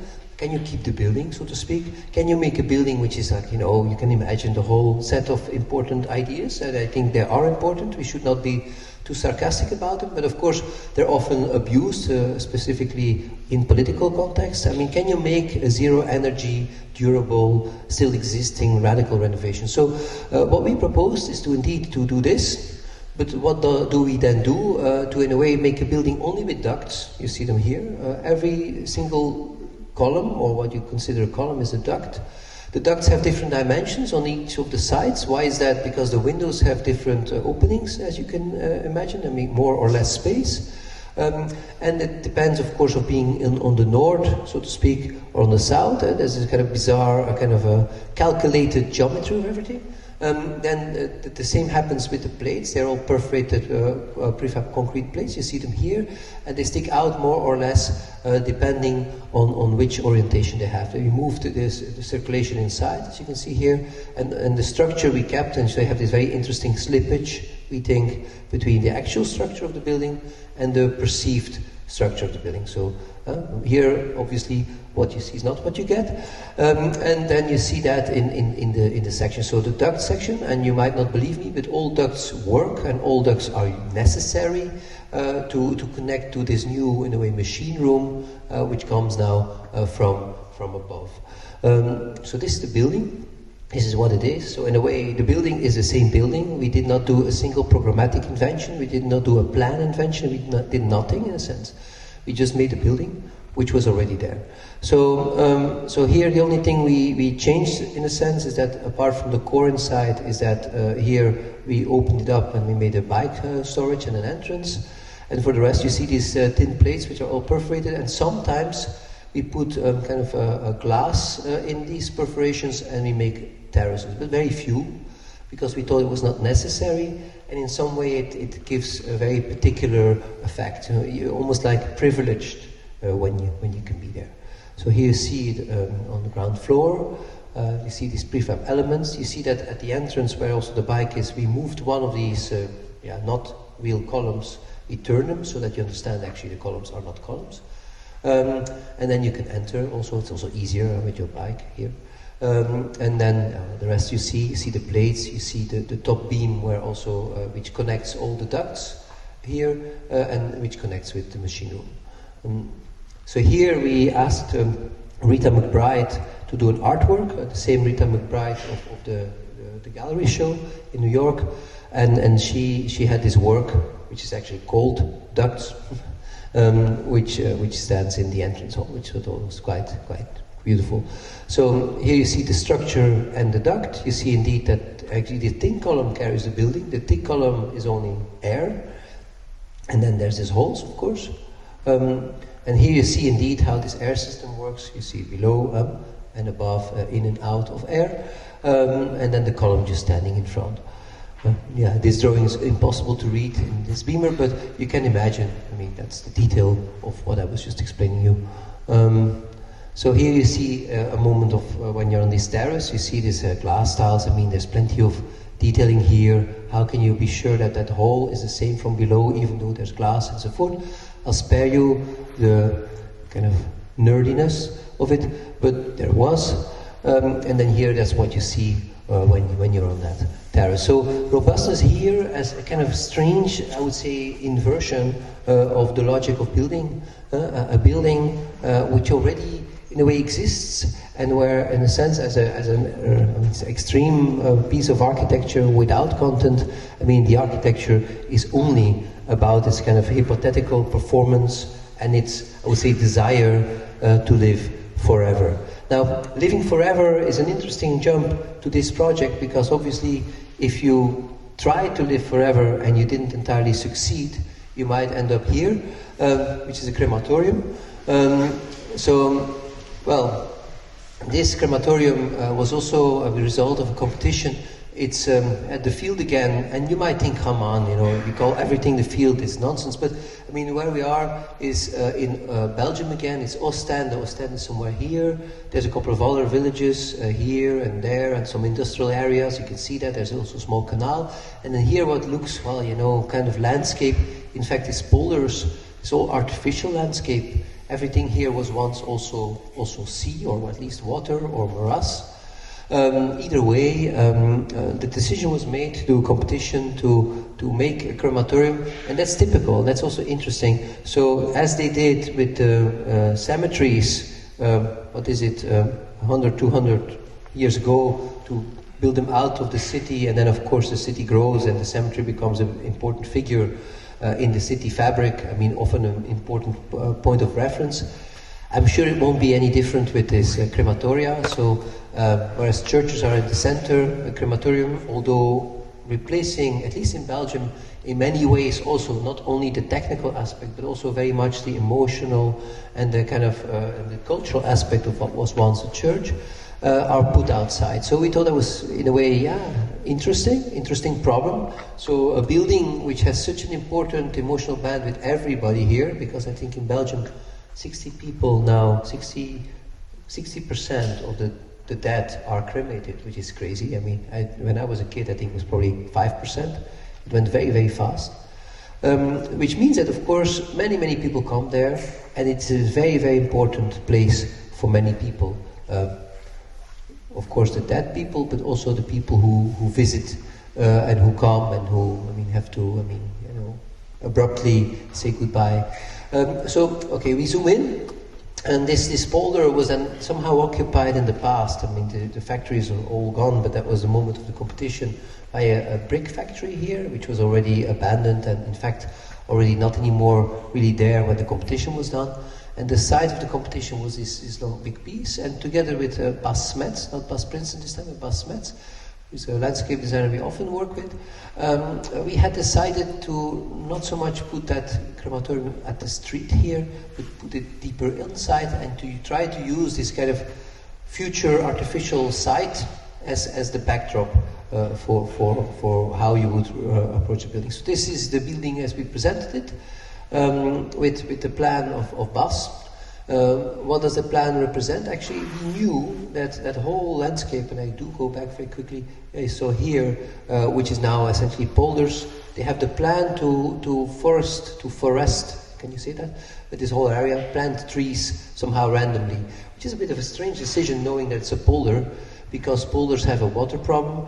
And Bas Metz, in this case, he said, look, I mean, this doesn't make sense. I mean, if everyone will plant trees, we have to use this rabat system, which is like you have to build them plant them a bit higher, a bit away from the water, so as they used to do in all these polders, so that, you know, the trees will survive. So what we then, in a sense, proposed on our side as a counter proposal to what you saw around the site was kind of a design set of endless amount of horizontal lines, which would be then that so-called forest, and making some sort of device to approach the building from afar, and making this kind of mise en scène important part of the project. So we did all kind of tests, which I can skip, and then there's Mulliken again, I'm sorry. But okay, the key idea was how do you make a building which has this set of rooms, and how can you use, I would say, the roof of it. So the roof was key, and in this thinking of coming from afar, as I just showed here, the thinking was, how then can you turn this roof as a gigantic table, like the table here depicted by Stefano Graziani, how can it be some sort of still life, nature morte? So in a sense the argument was, and especially here in the robustness I would like to emphasize, can you make a building which is essentially this? I mean, this table, all the columns, the table flipped, the still life. So the still life it became in a sense a project, and by that, in a way, everything else of the design was generated. The front and the back, the high and the low, you will see that that became somehow easy. So for the rest, we made a set of parallel walls, you will see that in a second, which were then looking in that landscape in between these trees. So when we were thinking still life, and then again with Richard Vednet, I mentioned him before, we came across this, in a way, it made me think of Bas's argument of a 2x3 image which he enlarged to gigantic size. Well, this is also a 2x3 image enlarged to gigantic size. It's a very, very small image by Luigi Fontana. Apparently a project he did, I think it was a competition entry for the probably the Montreal World Expo or something, and it's very Fontana-like, no? This kind of a surface with all these interventions, but we enlarged it in our mind, and it became somehow a guiding light, of this project. So what you see is these columns which seemingly carry the roof, but in fact they don't really. Then they have the roof itself, which is this nature morte, the still life. And in that nature morte is integrated light devices, but also a chimney, because what's interesting in Belgium, people do not accept the smoke or the chimney of the crematorium to be seen. I think that's probably quite universal. But this idea that you have to make a building which is purely technical needs to be a building which needs to find its own, I would say, this intimacy. And at the same time, my time is up, I hear. And at the same time, kind of tries to convey the impossible to convey, because it's a building where people with many different belief systems use it, people visit it, and at the same time it has to become meaningful. So hence this nature morte as a thought. So here you see a picture, early picture, well, I say now by Bas, but I could have said that for all other pictures, but I remember it was one of the first pictures he took. It was very early, the building was not really ready, and the landscape was certainly not there, and he started even to think, did we need that landscape? I remember it very much. But you see here this kind of strange plate, which is kind of still landscape. And then inside, that I go extremely fast, you go from very low, you will see it in the section, to very high. High are all the machines and also the ovens. And all the machines would need a lot of space and a lot of air also for the, of course, because then the idea is that the air is so much cleaned that you don't see the smoke. In the middle is two big spaces where actually the service happened, and then in the beginning, very low, the entrance, the families gather, go to one or the other. And it's machine-like also in that all these rooms are double or triple used. And I mean, people come in here, the service starts, and half an hour later, this is still busy. People enter here. And from here on, this is you see the double line, a radical cut. This is a building without insulation, without, in a way, inside. It just makes heat. And this is an insulated building which is heated by that machine, in fact, in the back. So that's the weirdness of it. So you say, hey, we have all this excess heat. What do you do with it? We heat the crematorium. I mean, if you tell that to people, they're always a little bit confused. But yeah, okay. It's logical. So this is the building, as I was telling, the very technical side, very high, I think 9 meter, and then 2.10 meter here. So very, very low, very intimate. And then, I mean, I didn't mention that, and then the overhang, which makes it possible when after the service you have this family room here, then people leave. And then you leave immediately outside, but protected against the rain, because obviously it rains a lot in Belgium and also in Ostende. So, voilà. So this is the model. This is the set of walls. This is the building. This is when you approach that building, very low, the first set of spaces. You look outside, these facades are in a way a kind of a corrugated aluminium perforated, it looks like a curtain in some sense. Then one of the two main rooms with this strange wall-like object designed together with Richard again, and then these seats which, I mean, bring in enormous amount of air, because people are, of course, very emotional, need a lot of air circulation to get endless, to bring endless oxygen in such a place, which is very fascinating. And so we made this fixed furniture, to make that somehow work. So that's the second room. And that's then indeed the space which is negotiated between that strange wall, the kind of wedge-shaped wall, and again this kind of curtain on the outside. The detailing, I skip it, and then here the ovens in the highest spot. And then you have seen, I did not mention it, but all these openings grow bigger all the time and have slightly different colors. Here in the back, where the hearses, which bring the coffins, because a lot of technical cremations, as they call it, happen during services in parallel, and somehow this is an activity which is supposed to happen slightly in secrecy here in the back. So here in the front, right? So this is one of my favorite pictures of it. I mean, I was discussing with Bas and was saying, lucky we added it to the book in the very last moment, where you see that strange roof with these columns, but of course the roof is actually carried by the walls, but the columns make the roof table-like, and hopefully robust. So the last robust project, and then there's only 3 more, so don't worry, is this project, which is a school in Antwerp. I mean, we show these aerial pictures because you see that everything looks always totally different, but at the same time, it's a mess everywhere, right? I mean, so here you have the city of Antwerp. The center is kind of here, right? I mean, this is really what people visit when they go to Antwerp. Here in Antwerp. It has the River Scheldt.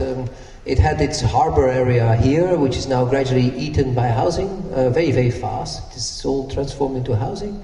There were areas which were not so much transformed because they were on the edge with the highway, the big Antwerp Ringway, which goes like that and also goes like that. But that's changing because they decided 8 years ago, 7 years ago, to put most of the ring underground. This is happening now. This is radically changing the edge of the city.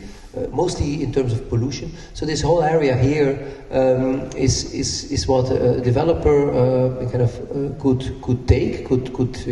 buy, I suppose, which is a former slaughterhouse area, very in a way industrial area, post-industrial area, with some big buildings on either side, which has an edge of housing. So the thinking was, of course, you can see it here better, that this could become a new housing district. A master plan was made. We were not involved in that plan, but the deal was also made that the former slaughterhouse buildings had to, in one way or one another capacity, stay, at least that one more or less, and that one maybe slightly more mutilated. And then it was Smet Vermeulen, I think an interesting architecture firm who made this whole plan. You see it here. So you see here these same buildings. Here mutilated slaughterhouse hall, the not so mutilated one, and then here all these new housing figures until here, and then this in a way the disappeared ringway, right, which is still here on the top image. So we were asked to think on this slaughterhouse and to, I mean, it was a weird semi-competition, I'll spare you the details, but where essentially, so the higher building could potentially become, and then it became, because we could convince the school, could become a new part of the University of Antwerp, the AP high school university, and mostly notably chemistry and biological laboratories.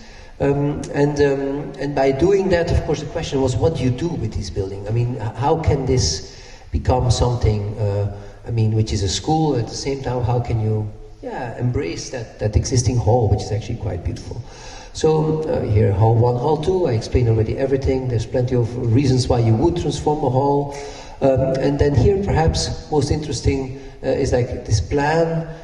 We thought if we cut away on the ground floor, there was all kind of fill-in. You will see that in some pictures, and we make it kind of as open as we can. We can make a very simple plan for classroom. We build a tower next to it, and then on the top we find light from above. So you see that here in a sense. So here the opening up. This is already where you started cleaning, because that hall, it had all these infill brick walls and sometimes glass walls. We took them all out because we realized the facade was hanging. So that was an interesting first floor, which is here. And then the second floor you would have, in a sense, just light from above, and then you just had to add a gigantic table. I mean, friend or family of the brewery, you could say, but different also. I mean, but friend and family, or family very much, in that we also thought that this table had to have its own structure, did not have to pretend to be something else, and that it would inhabit, to a certain extent, that space. So, and then we added, a simple tower which has some school, extra auditorium, some offices, some administration, and we used, in a sense, press the wrong button. We used the dimension between two columns as, in a way, the measure of the building. So the building is just an array. It's very silly, I know, but it's true. The array of this dimension as a building. So here again, you see that, you see the hole, and you started to clean it up. Fantastic hole. Because of course the problem with these buildings is, you like the buildings, but you need to put an enormous program in them. And then the first thing which goes away, which you destroy, is its spatiality. So the question was, can you heavily, in a way, densify that hole, but nevertheless keep a very important aspect of its own spatiality? I mean, I think we succeeded, but of course, I'm not the one to judge. So here, of course, it was the best, where it was totally empty. I can easily acknowledge that, but that was, of course, not an option. And then, I see it here, explained it, the table, the tower. I mean, this plan is a bit less readable, but you understand it's the ground floor plan, where we have, in a way, two entrances and all the classrooms looking for light. I mean, toilets and some auditoria in the middle. That tower, which has a strange cut here because it was a beautiful tree, and we kind of cut it away. And then the section I more or less explained. And then here that table. You see that table which we build in that structure. It has these round concrete columns. It has this very simple materiality. And then you have that beautiful structure. So there's a table on which you sometimes put a table for the machines. So table on table. And then here you see these other columns, right, which carry the building, which are the building itself. So here the top floor, which are essentially only laboratories, and all these stairs. I mean, we made all the holes, even, sorry, these holes through, but we made all the holes, even if we didn't always put in the stairs. And so, and then indeed, another gesture we did is that in the top facade, this hanging facade, we cut holes. You see that here.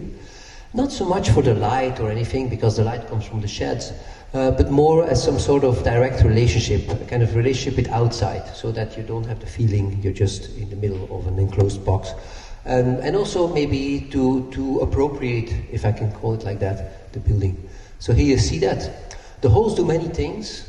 The table I just mentioned is actually standing here. So the glass, which we call cutaway, is below here. The table is here. So that means that in the lower set of halls we can use for air and ventilation, and occasionally as a window. So they're always there. If it's a ventilation shaft, it's that. If it's a window, it's a window. And the top are the same. I mean, in their use mostly as windows, as you see. And sometimes it's even in front of something. Then it's not even a window, but it's there. So here you see then the logic of the tower and the building next to it, and here it's built. So this is the building. It's extremely, in a way, straightforward. It's the first building of that neighborhood, and I believe, I mean, it's the last entry in my robustness chapter, so to speak. What's important for us here is that it's a building which was, again, like the first one I showed, which was always there. It's a building which is in a way, it's a slaughterhouse, and at the same time, nobody, when they see it and they did not know its history, thinks of it as a slaughterhouse. It's a school. It has this very beautiful ground floor with all these classrooms, as you see, or this kind of public entrances. It has this tower. It has this amazing top light. In other words, it's a building which you would wish to build and design from scratch, but nobody would ever let you to do it anymore, because they would say, are you crazy? The amount of air volume in a building today, I mean, you should be more reasonable, be a little bit more, durable in your thinking. But this most durable, radically durable building, because it was already there, in a way offers a school place, because of course what we did, I didn't mention that, but so in a sense you see this glass facade, we repeated inside, on the same height, and so there's no, in a way, there's only perpendicular to the facade, there's walls, and all the rest is open. So it's an extremely open school building, and so everything is immediately visible. You see that? So you can look from one to the other room. We had to negotiate some dots here, as you can imagine. But that's it. And then we could keep the whole ceiling. I mean, you of course treated that ceiling a bit so that it's now sound and whatever, fire insulated, the whole thing. But essentially, it's the building as it was. But at the same time, it's also, it's also another building. It's a building which is a gigantic field, which sheds, which is a place which you inhabit as students. And ironically, although the school was very, very skeptical, but because we got involved and they were not so happy, I think, at a certain point with us. Now, the students, when they go for their info days, they ask if they can go and study there, which I think is quite a compliment. But more importantly, this robust building I see as some sort of, I would say, anticipation. Perhaps it wasn't even an anticipation because it was partly born after that. An anticipation of the next topic, which is the last topic, so don't worry, is the field. Now, the field, which is then 4, 5, 6, 6, I think was born in our world, maybe with San Rocco as we mentioned, but the field as an architecture was certainly was born for us with that kind of strange building, which is a competition we won 11 years ago for this place here next to the Learning Center, which is of course perhaps one of the best field buildings ever. I mean, people always criticize it because of all the strange devices and weird stairs and strange elevators and ugly carpet. That's all true, but it's a fantastic project in so much that, I mean, if you see how people use it, I mean, it's the most intimidating neighbor I think we could have ever wished for. Nevertheless, okay, we were shortlisted for competition just next door to be their neighbor, and we were lucky enough to win. And since then, since 11 years ago, we have very much tried to be a decent neighbor. So here you have, I mean, I should show it here. I mean, we all know this is Epinal here below, and this is Unil. This is Lausanne or close to Lausanne. This is the lake. This is France. They forget that the Swiss very often that this is France, but nevertheless. And then you zoom in, you have this crazy motherboard of buildings here. This is kind of how this campus started. That was kind of the 60s, 70s, and in the 90s they thought they had to do it a bit different. Then in the 2000s they made all this in a way, flat master plan, right? Which is the Sejima, the Kuma next to it. and of which, to a certain extent, our building was supposed to be the last piece. And a strange piece because, in a sense, and it's not a very successful image here, but I guess you understand the thought, that here with the Kuma, which is meanwhile already built, is not here. That in here, of course, a very different kind of buildings was supposed to be built. But then there was made a deal between the school, EPFL, and RTS, radio and television, the Swiss radio and television, but from the Suisse romande, from the French-speaking part, to occupy that site and do this competition. So in a way, the Swiss national radio and television, the Suisse romande, decided to build their new building on campus, and also the campus decided to have them as part of the family, which is an interesting and weird decision.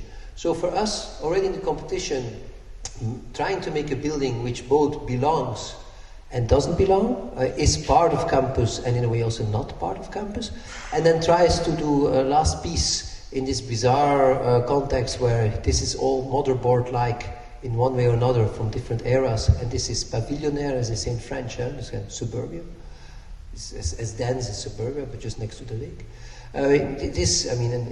EPFL and Unil. So this was for us, the big challenge. And of this slide, I would only point out this. This was our competition entry, this one here. And for people a bit in the know, you know what this is. It's kind of the typewriter plan of Andrea Branzi's super studio of Non-Stop City, but then just cut in the shape of the site. So we said, imagine this. That was very early there. So in 2014, the Non-Stop plan.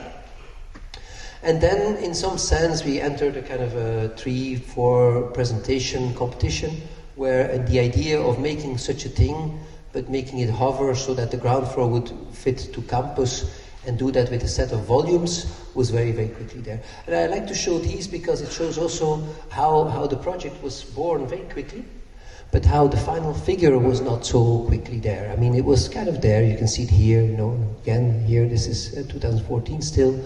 There was some Baldassari echoes we liked very much. There will be another Baldassari soon in this presentation. This idea of hiding things and putting things under pressure. So here that was also still the same phase, so this competition phase where it was one of the first important models. You see it still had 5 volumes here, and that image was already around. And we loved this very much, this kind of almost square, of course kind of Malevich, but overlaid on a kind of picture of which you don't know why these people are in such a strange state. So what happened? That strange idea of pressure we like very much. And so to reduce 11 years into 10 minutes is hard, but I wanted to show these because you see that essentially these ideas have always been around. The big room in the big box, the space under the kind of field, as we started to call it, and then the field itself. This is, 2015, a year later, after we won, and the field itself where production is supposed to happen. Here you see in a way many different dates, from 14, 15 to 2020, which is an image. It's a render, which we had to make to prove the client that the building with all its details and materiality would look in a certain way. So that's how we promised. Then when we started building, because we started Tanfani building 2020, 5 years ago, we promised it would look like that. So this is the thinking. Can you make a project which is at the same time, we discussed field, Non-Stop and the Campo Marzio. Can you make a building of buildings and a building of endless interior? Can you combine? And these were the collage competition, and this I think are in a way already the real plans. So this is the plans of the building as it was built. What I would like to only make your attention on is like the way 2 types of building. You don't see it in this kind of badly reproduced version, but I have boxes with stripes, stripe 1, stripe 2, stripe 1, stripe 2, with a complete infillable interior. So here it can be a garage, as you see here, if you can see it, and other things, or it can be different kind of auditoria, different recording studios, big studios, but it can also all go, because the structure is here. So these are this type, the box type, and in a way more conventional type with a core in the middle, almost like office type. So these 4 buildings are standing in the campus, RTS, EPFL, Unil, have that weird shape because of the site, and carry a champ, or a field, they call it, which is like this. So this is the field it carries. This is where media is produced. So what they call the rédaction in French. I mean, in many other languages, in Dutch, redactie. And so this field is both carried by these boxes and all its kind of, in a way, trusses, which of course keep it up, and also zone it in some strange way. And at the same time is also, I would say, like this Baldassare picture, putting this field under pressure. No? They become addresses in a kind of virtual city. All their windows here, as you will see, are in a way almost like shop windows. You have addresses, Studio 1, Studio 2, entrance to the pre-prod room, towards the studio and so forth. The stairs became very prominent, as you see here, there, also there.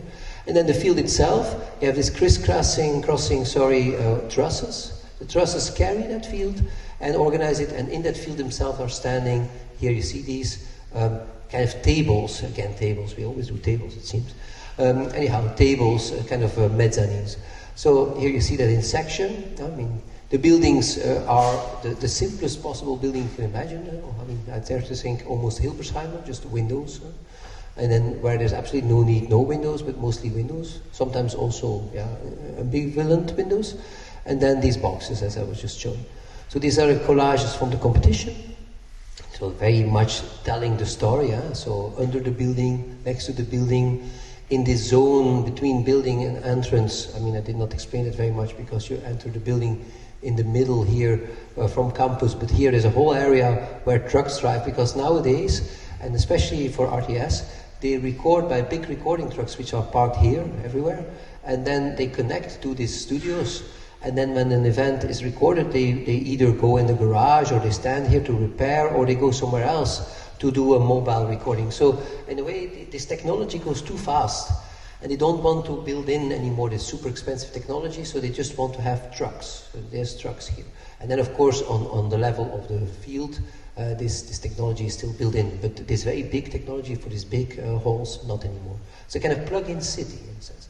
So here you see that, you see already these trucks in some sense, and there's a relationship with these big halls, a big hall there.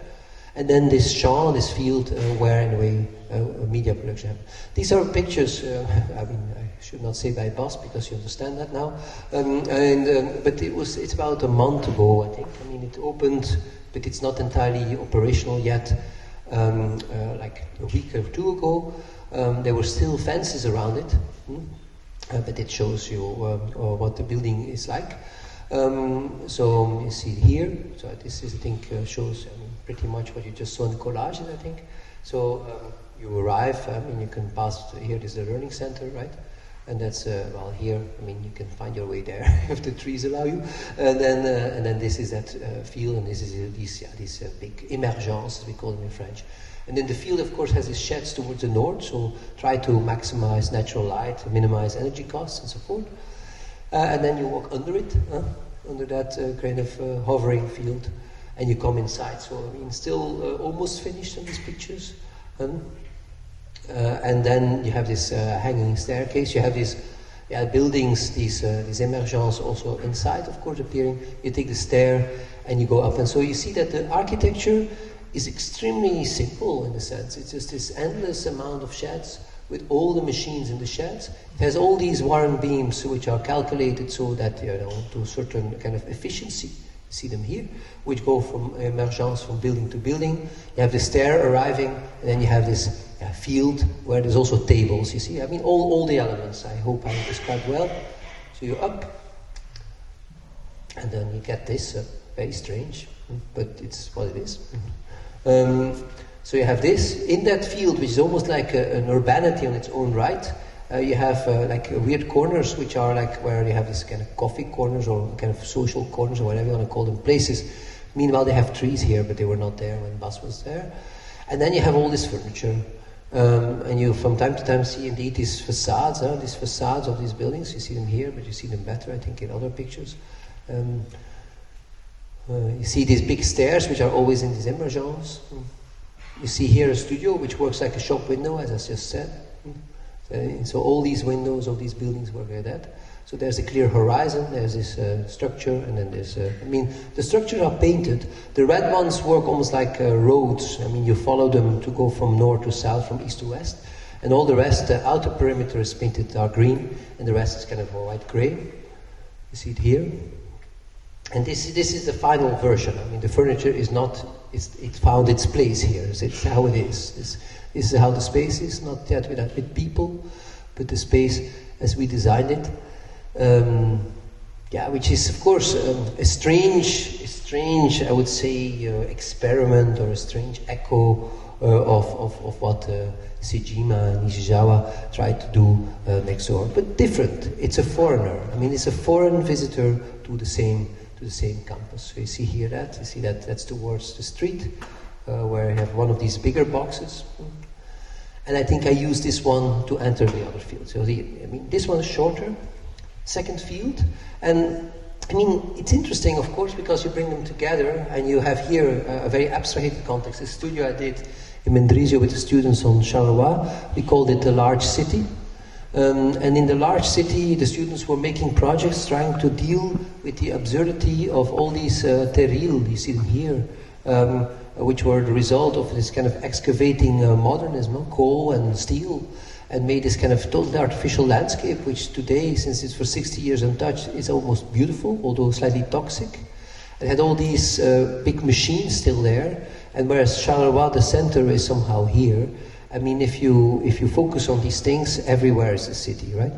And we were asked in parallel to design, in a sense, on the remnants of this old industry, a building for, you could say, new industry, which is here, which is called the Mega Factory. And it's a silly name, I know, but it's actually a building for a satellite company, meaning a company which makes microsatellites. It's a startup which went from 5 to 30 to now 300 people in, I think, 3 years or so. And where all of a sudden this kind of post-industrial landscape and its mayor decided we can bet on this. So I think you build a building for such a new technology, which is at the same time also not that new, but and you feel that you're working within that context.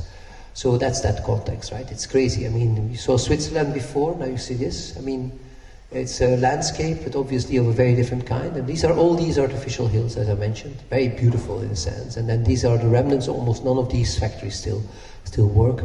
I can spare you an argument about what the factory and the city and the post-city, but it was important in our thinking, in our studio, but also in our office. So I mean, here, I do have to go back to this fantastic Balz picture. So here, this Park City here. I mean, also as a tribute to Bas, who made me look at Balz for sure. Okay, so here is the site, as I was just mentioning. The site is very clear, it's a white spot. And the site, the question was very clear. I think they even had another architect first, but then they thought maybe we should ask you. They wanted to replace a building which was here by maybe an office building, and then here a box which was supposed to be the production hall for the satellites. And we argued it was a pity because the building here is actually quite beautiful. It's a kind of a corten steel building, a very small model of a Kevin Roach building, you could say. And we argued, wouldn't it be possible to put the offices on top of the production hall and turn this building into a garage, because you could only renovate it if you didn't have to insulate it. So at least we didn't have to park the cars everywhere here and destroy these few trees which were there. So okay, we had the whole thinking of the why. Here you have that building, you see, in better times, or not so much better times, a beautiful building, really. It makes me think immediately of the tractor company in Moline, done by Kevin Roach, and Sarin, and fantastic. But okay, very, very small. So we said, okay, keep that building here, turn it into a garage. First we did elevators, then we did a ramp, and then a bridge to the top, and on below just this gigantic box. So here you see that's the top. The bridge, you have to believe it's there, but it's disappeared on this slide, I think, but it's here, and it's arriving on top of this plan, which is the office plan, on top of the box you saw below. So here, here that field is nothing more than a simple gesture. No, it's a very big building. It's a curtain wall. It's corrugated steel, aluminium. Sorry, it's the thing here on top. You see there's a big box below, and I go fast. It's about putting all the machines on the outside again. The auxiliary space of the box, making that figure, which is in a way totally unnecessary because that was a big fight. But making it necessary with all the other consequent decisions, and then the logic of structure and the perforation above. So here, the ground floor with the satellite, the white room, so to speak, and then the top floor with the offices. So here you see the images we made for the client at the time, and for the city, because the city was very much pushing, and the bouwmeester, who I have to thank here, because he was very, very much behind us doing this.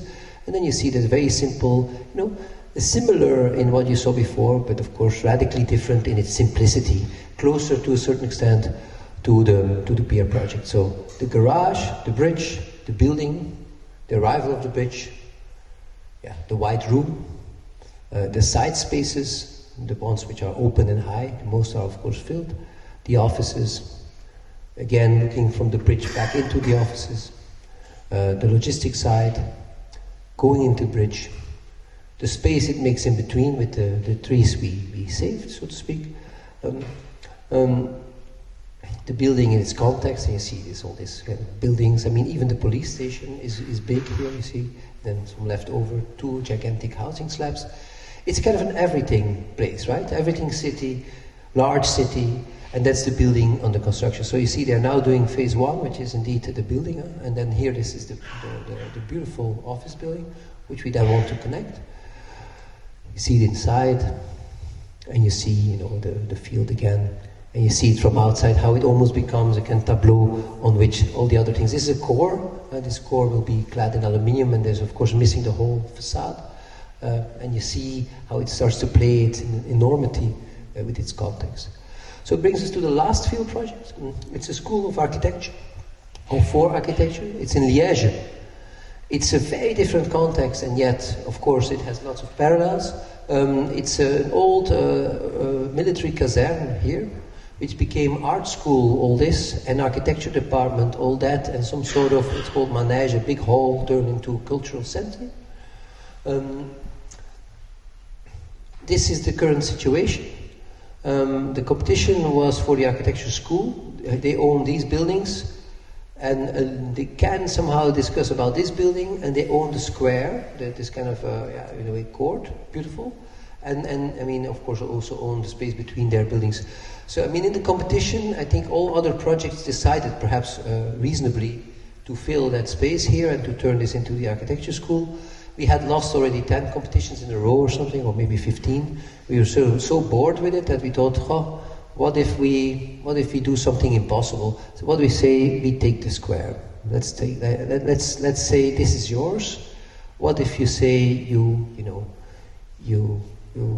embrace that and you look for a nice cohabitation with the art school here. It is a very beautiful old building from 16th century, and even that manège. So that was our proposal. A very long building here. Not doing much here, just making a hall, like in a shared hall. You will see that, taking away the building here so we have an entrance. Very long building, just a plate with all its functions outside or in a thick wall. That was it. So here that was the proposal. We at the time of the proposal had 2 cores, one here and one there. That core was very unluckily placed because we kind of blocked windows of the neighbors, you can see that. So we took it away, and then we made a different core here. But essentially we kept the building as that.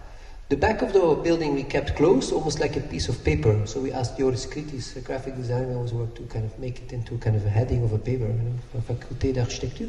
And at that core, these buildings we renovate. This is this new roof we put in between, the new entrance in a way of that school. And this is where it negotiates in all its modernity with this kind of very old building. And that was a slight provocation, but a gentle one. Because we wanted to say, hey, look, Liège, of course you have to go to Liège, it's the city, to know or to believe, or you have to believe me, but Liège is a place where there's many, many layers of architecture, and they have, of course, a couple of old pieces of architecture. I mean, beautiful.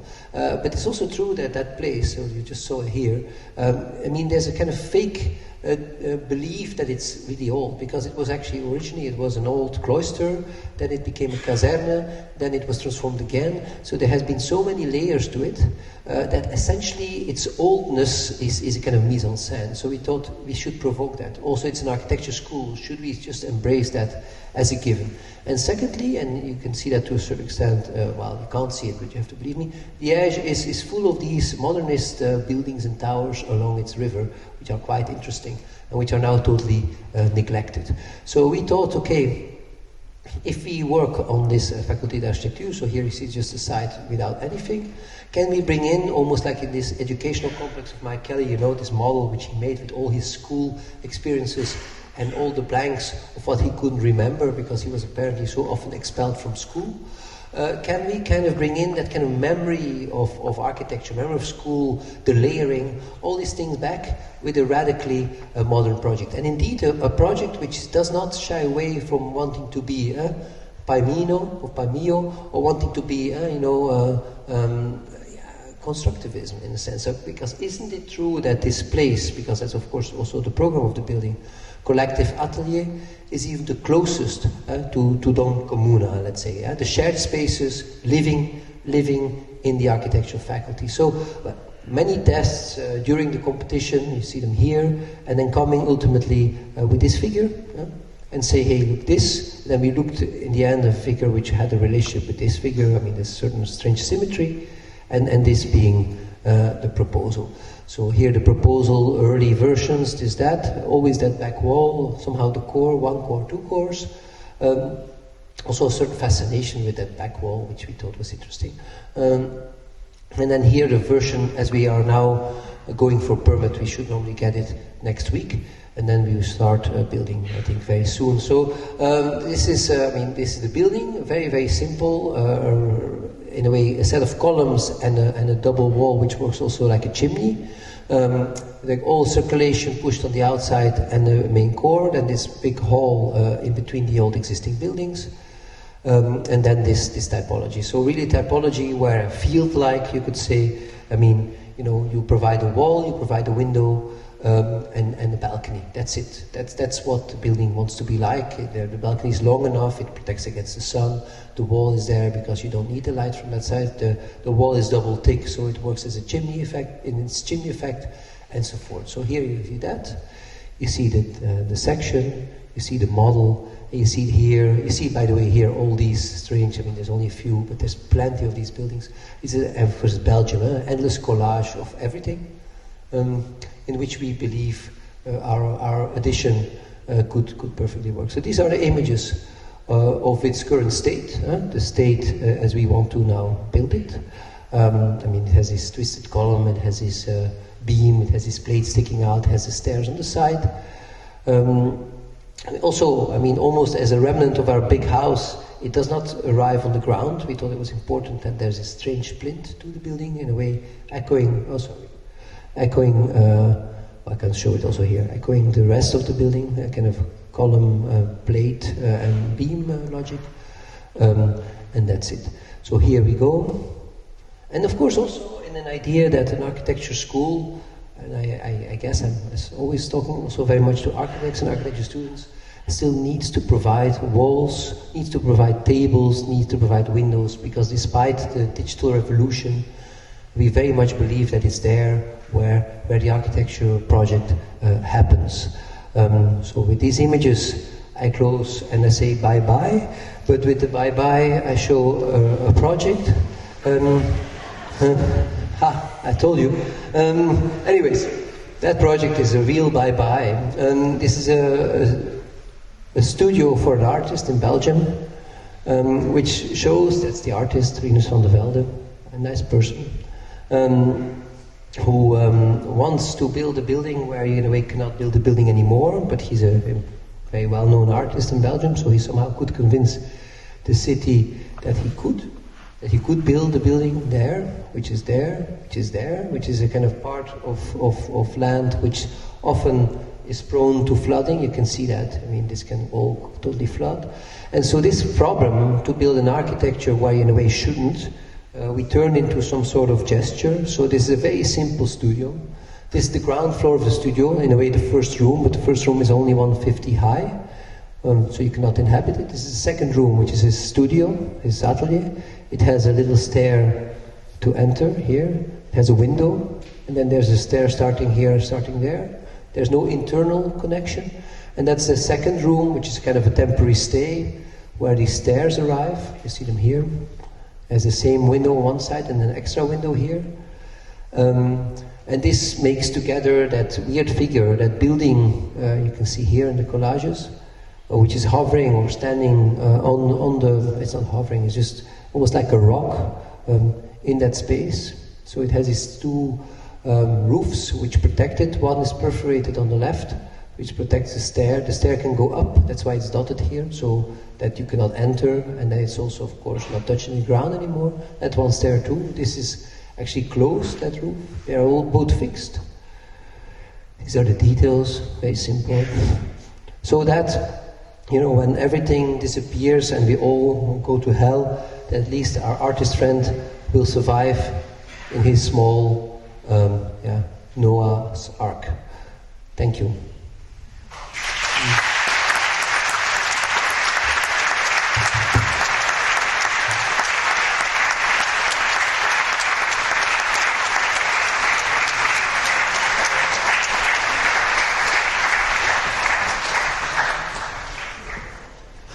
So I was thinking maybe I should start this late session.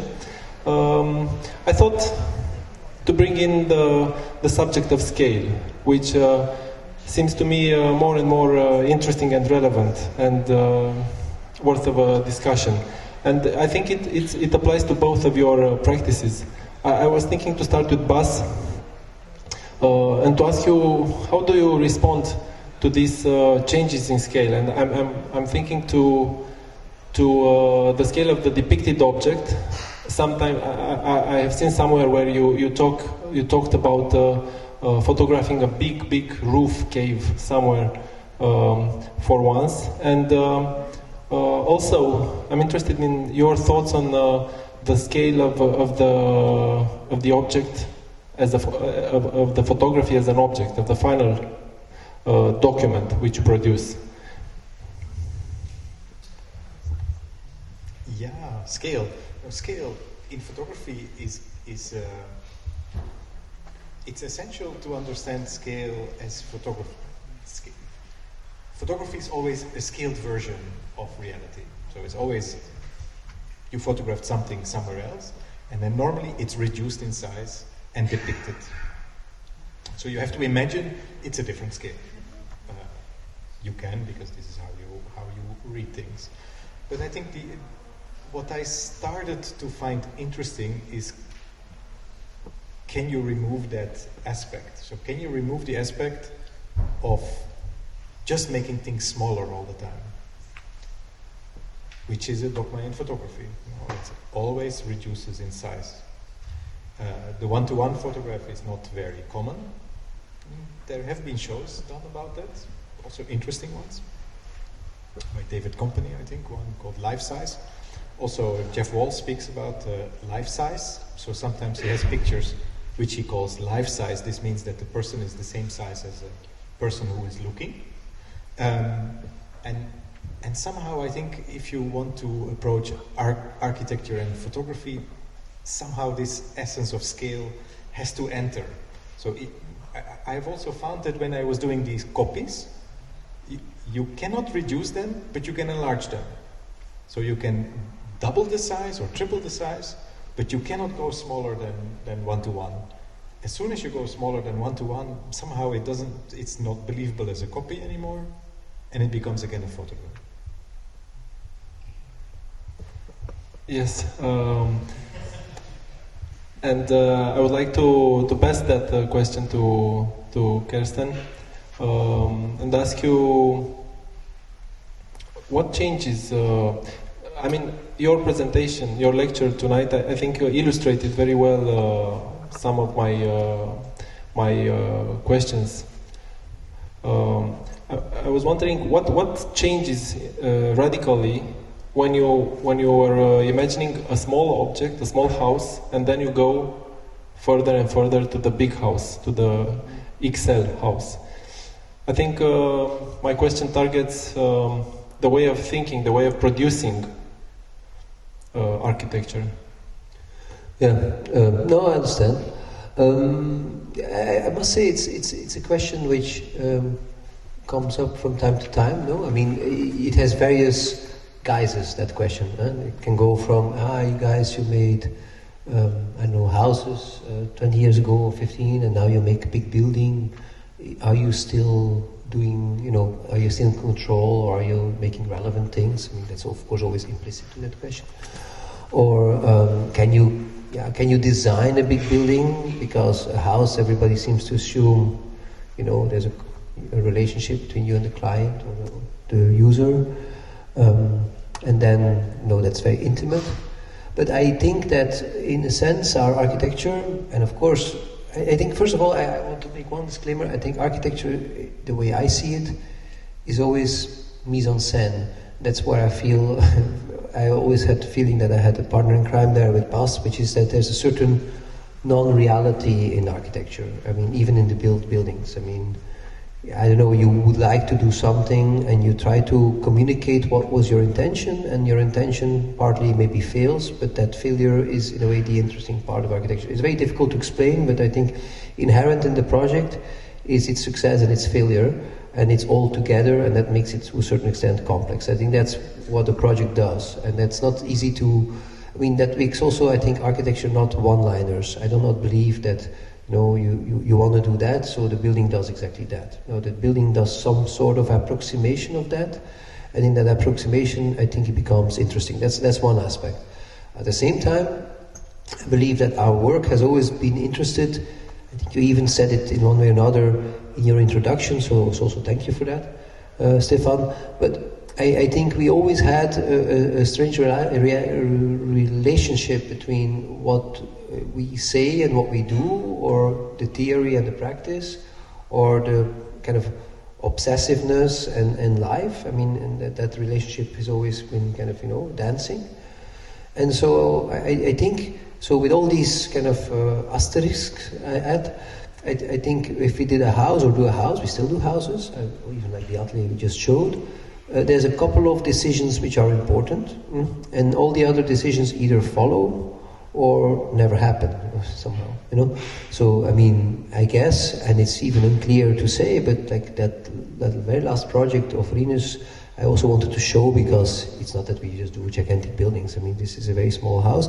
I think it was very clear from very early onwards, it was a house without internal stair. So, that decision kind of generates all kind of other decisions. And that's in a house level. But in a strange way, in the RTS, I hope I made that clear, the building in Lausanne. I could show other buildings too of a certain size, but in a sense there was 2 or 3 decisions, the idea that you make a campus-like building, that you make boxes, and the boxes are somehow buildings, and these boxes carry another building, which is a plate. And with that, a lot of things are decided. So, although the buildings are radically different in their appearance, the blocky houseness of the atelier and the kind of techno-futurism up to a point of RTS, I think they're more related than people might think.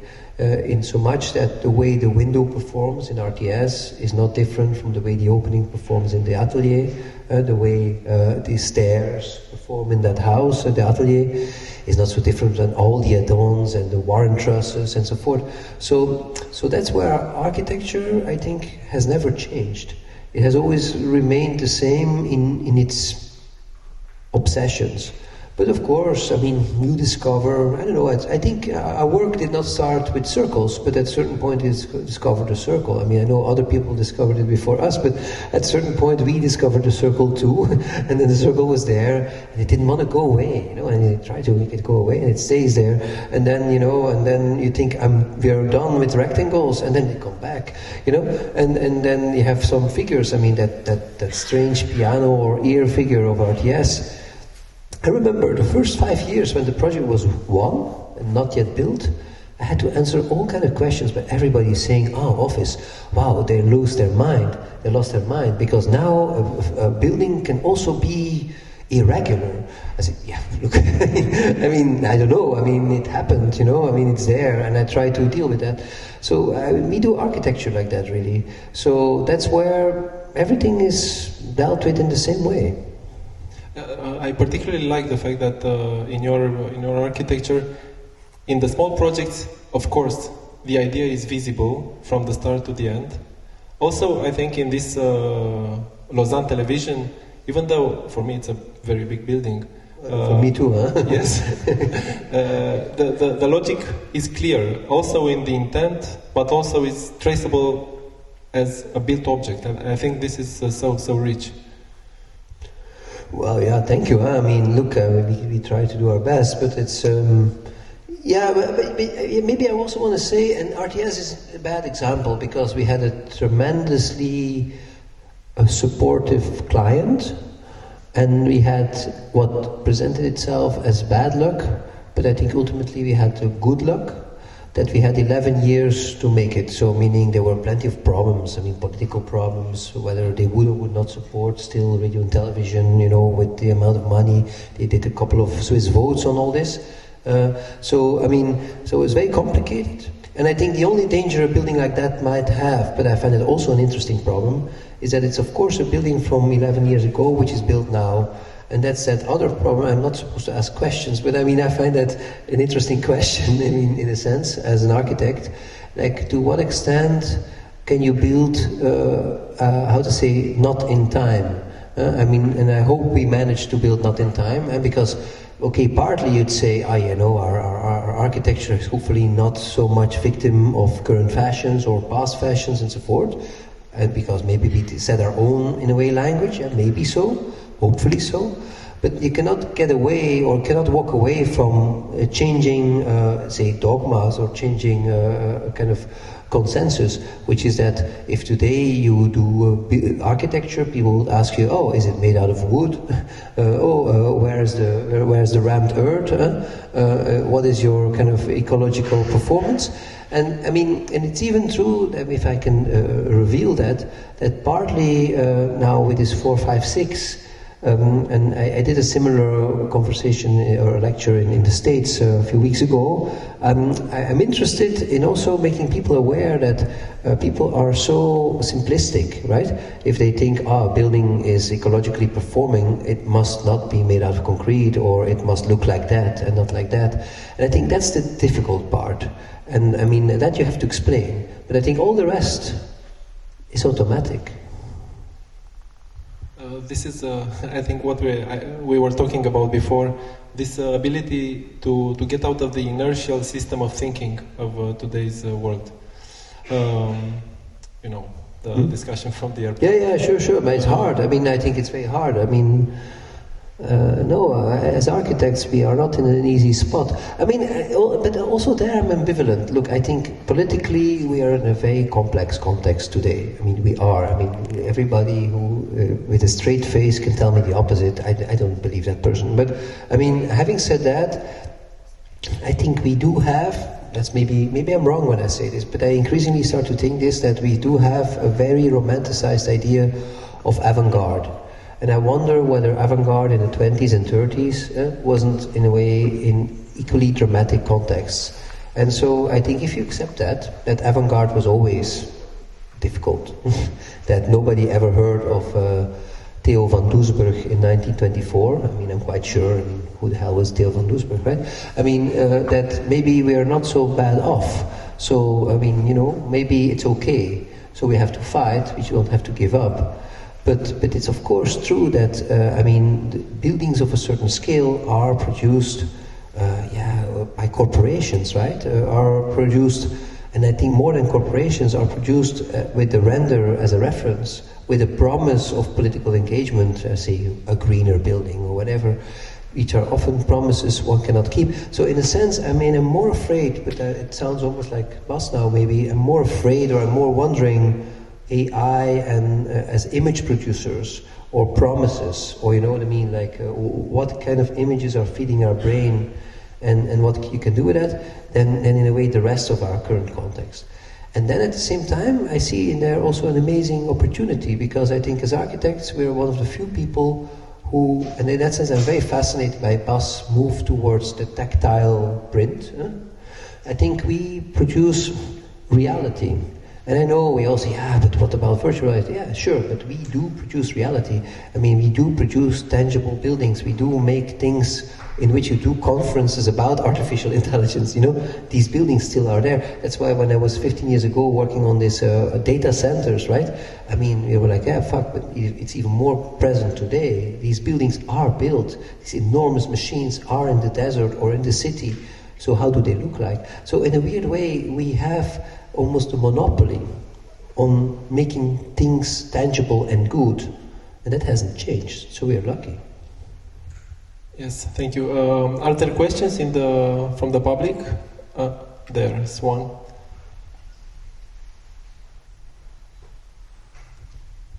Good evening and hello. I think we're all very grateful to be here with you tonight. Thank you, Stefan and Mazzocchioo, and thank you two for being with us. I think that for most architects, I think especially for students, these discussions and your presence is really valuable. I have two questions for you. I'll start with maybe the longer but maybe more superficial one, which is about the necessity, let's say, of photography for architecture, and then the other one, which to me is more interesting, deals with archiving practices for both of you. So sometimes we forget that photography is useful for us architects just because buildings, can't be moved. So there is a necessity, a very simple necessity to it, just to communicate to others our projects, but there's also much more to it, as you have both shown in your presentations and your works. I think that Sola Morales actually said that photography is a part of architecture, just as criticism is a part of contemporary architecture, contemporary art. So I wanted to ask you, when focusing just on architecture photography, let's say in its more simple nature of recording, of maybe, let's say, more direct representation of the building,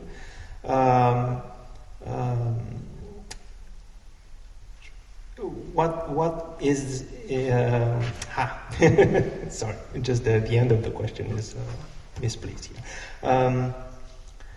I wanted to ask you, so what is the value of this more simple, let's say, type of photography in your practice and in your way of working with it? Shall I also go on to the next question? It's shorter, I promise. Maybe let's first hear the answer. Okay. And I just want to say, I don't know for you, but it's a strange sound in this hall, and here it's pretty difficult to understand. So, but did you...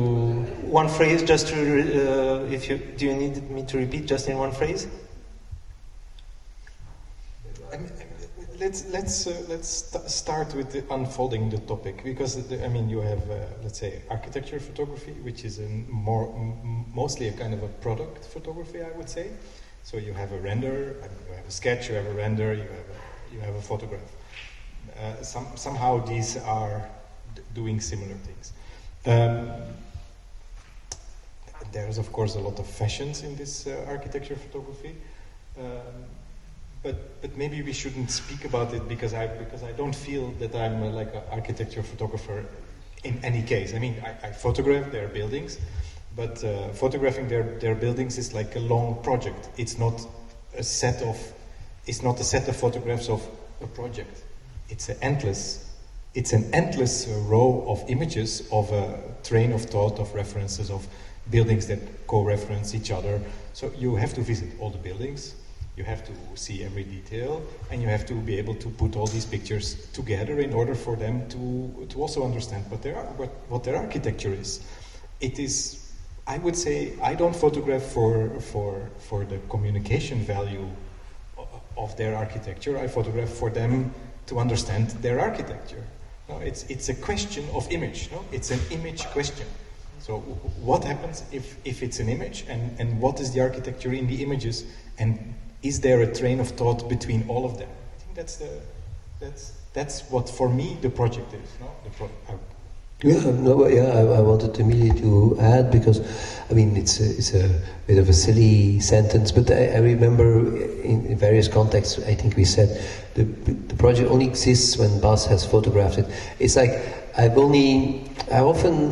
has happened, right? When other people photograph, of course it has happened, and sometimes they do beautiful campaigns or whatever to depict what you said, the object or the product or whatever. They do that then for a magazine. It happens less and less, because who the hell sends a photographer nowadays as a magazine?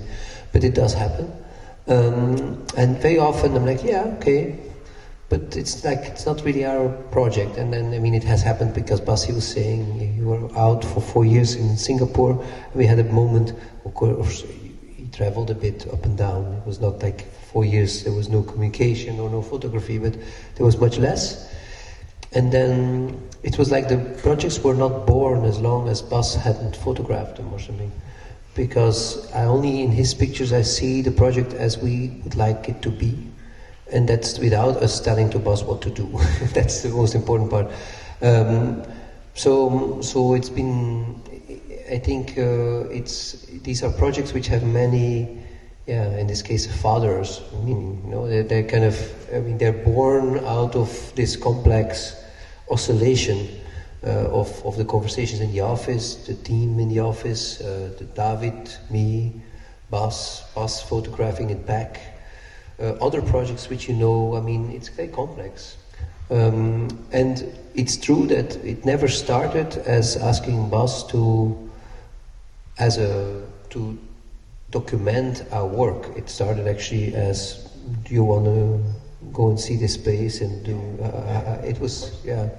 It's different. But in a way, it's still like that. Yeah.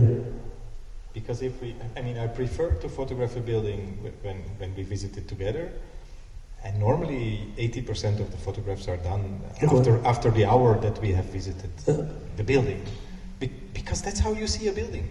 You're not going to wait for 3 hours until the light is perfect, because you want to have a continuity of understanding what is the space. You want to understand that you can go from one space to the other, and there it helps that you just walk through and photograph somehow.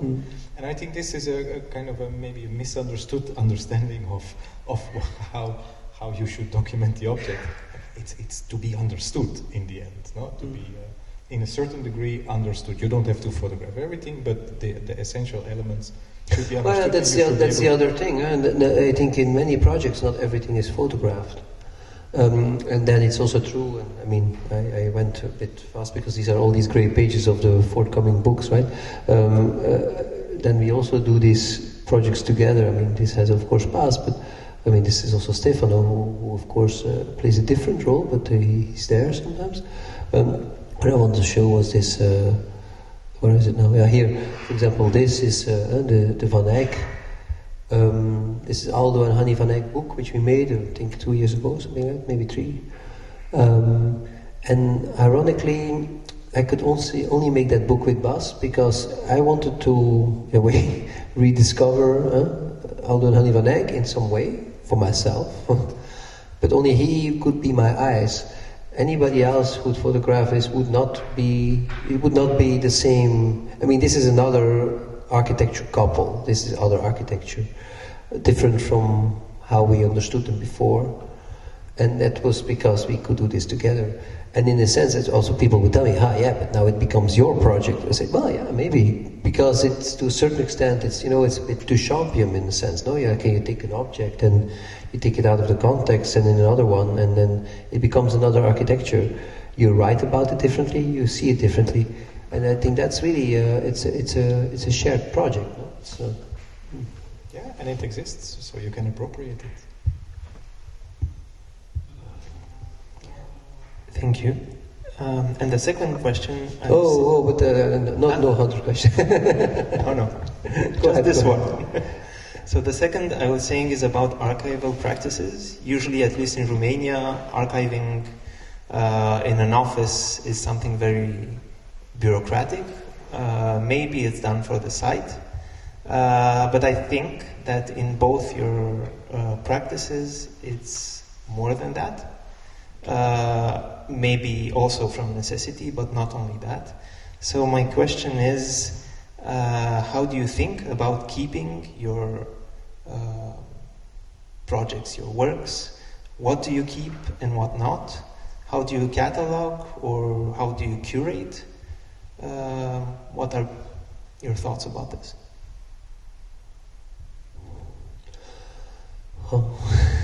I think this is the biggest issue always, what you do with the work that you have done. I mean, Well, that doesn't exist. I mean, that's, you could say it's the office in a sense, but no, it doesn't. I mean, there's no project called One.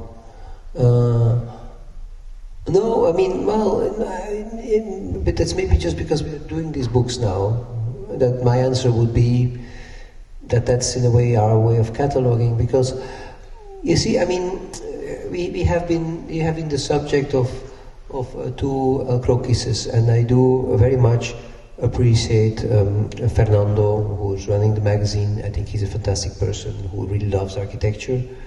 But we were just talking about that photography and what its role. He does his own take, meaning he chooses, he photographs with his photographer, and I mean, you can only be grateful that he is interested, and you know, you're happy it's there.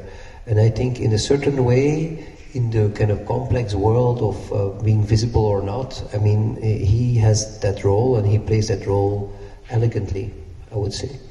But we make these books, this 1, 2, 3, and this 4, 5, 6, in the same way as we make these books on De Van Eyck or whatever, Rossi or Venturi or whatever, because we believe that that's our way of cataloging our work. I mean, and it's important in these books to include these grey pages, as I very quickly expressed, and which you can see here, because I think when you catalog, the way I would like to catalog our work is that you understand the work, the few drawings which we share with you, and the few pictures, with all the other stuff which is kind of squeezed in, and if you want to spend really hours on it, I think you can do that. And there's plenty of oscillations and shortcuts and whatever. It's all there. I think to me, I don't know, I should ask David the same question, but to me that's our work, and to me that's fine. I mean, there doesn't need to be much else, apart of course from the buildings, which you simply hope that they survive, and you, by the way, need to manage that yourself often. I don't know, is that an answer? I don't know, it's funny because I do think that it was even Bas who made me aware, more than anybody else, at least with photographers which were important for him, for you, that the books were so much key. I mean, I remember discussing this, that, I mean, it has always been your argument, I think you still have the same, that Louis Valls' work is the books of Louis Valls. Yes. I mean, that's it. You can go and see a show with the pictures on the wall, but they're always a bit underwhelming, in fact. But I mean, the book is the work, right? Of most photographers. Yeah. So I think we try to side with that argument. I mean, apart from the built buildings, of course.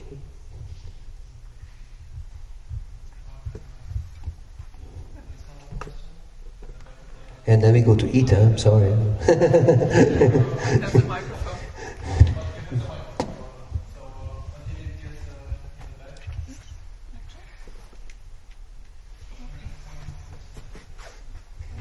Thank you both for the talks. Really interesting, and really interesting to hear you both. It's a question for Bas.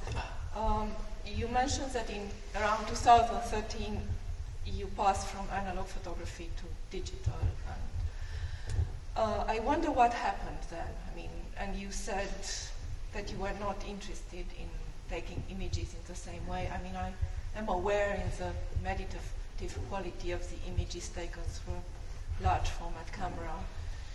And in a way you were bringing, I'm also aware of your work pre what you've shown today, so pre-2013. And in a way, you were bringing in space, through your camera, and then on the print or in the book. And then later, it seems you are kind of doing almost the opposite. You are kind of creating space with the images that you are, and you are. Seems to me that you are struggling with question of representation. If you could maybe talk a little bit about this moment, about this process from passing from we could do a whole lecture on the difference between the analog and the digital and the move from one to the other, because the analog is still a room. So if I have to explain it, the analog camera is a little box with air inside, and there's a lens and there's a negative, and somewhere inside this light is doing something, and it goes through a space. If I answer in a more abstract sense, and the digital doesn't have that at all. So already, in a way, the way of it capturing space is different. This was not the reason why I stopped the one or the other. I stopped analog photography because it was the 4x5 inch.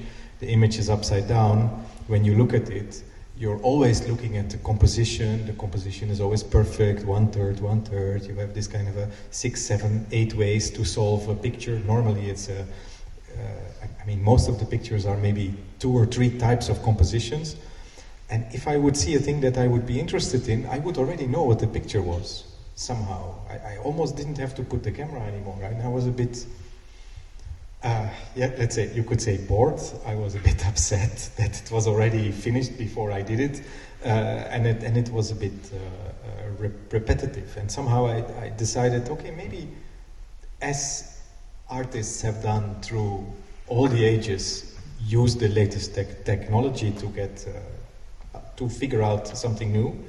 Maybe the way of changing the camera and not having a possibility to see, because this camera that I then bought was just a digital back, but it didn't have a preview. So I was just photographing without eyes, more or less. I would have to decide what is the picture, more or less what I was interested in, put the thing that I was interested in the middle, and photograph it, and then decide. That's also a way, somehow. And I think this liberated me quite a lot from this kind of an endless repetition of being obsessed by the composition, and the composition anyway solved itself, somehow. And I thought this was very liberating, and many things became possible through this digital camera that I could not do before.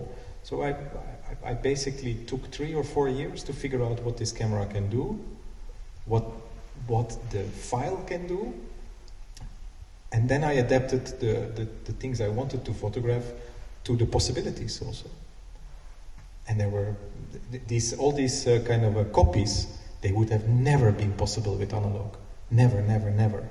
These copies were a pure outcome of changing to the digital, because you need a certain amount of sharpness, which didn't exist, and you needed to do a kind of a multiple depth, and you needed to do a multiple up and down, and you could have never gotten that with the analog camera.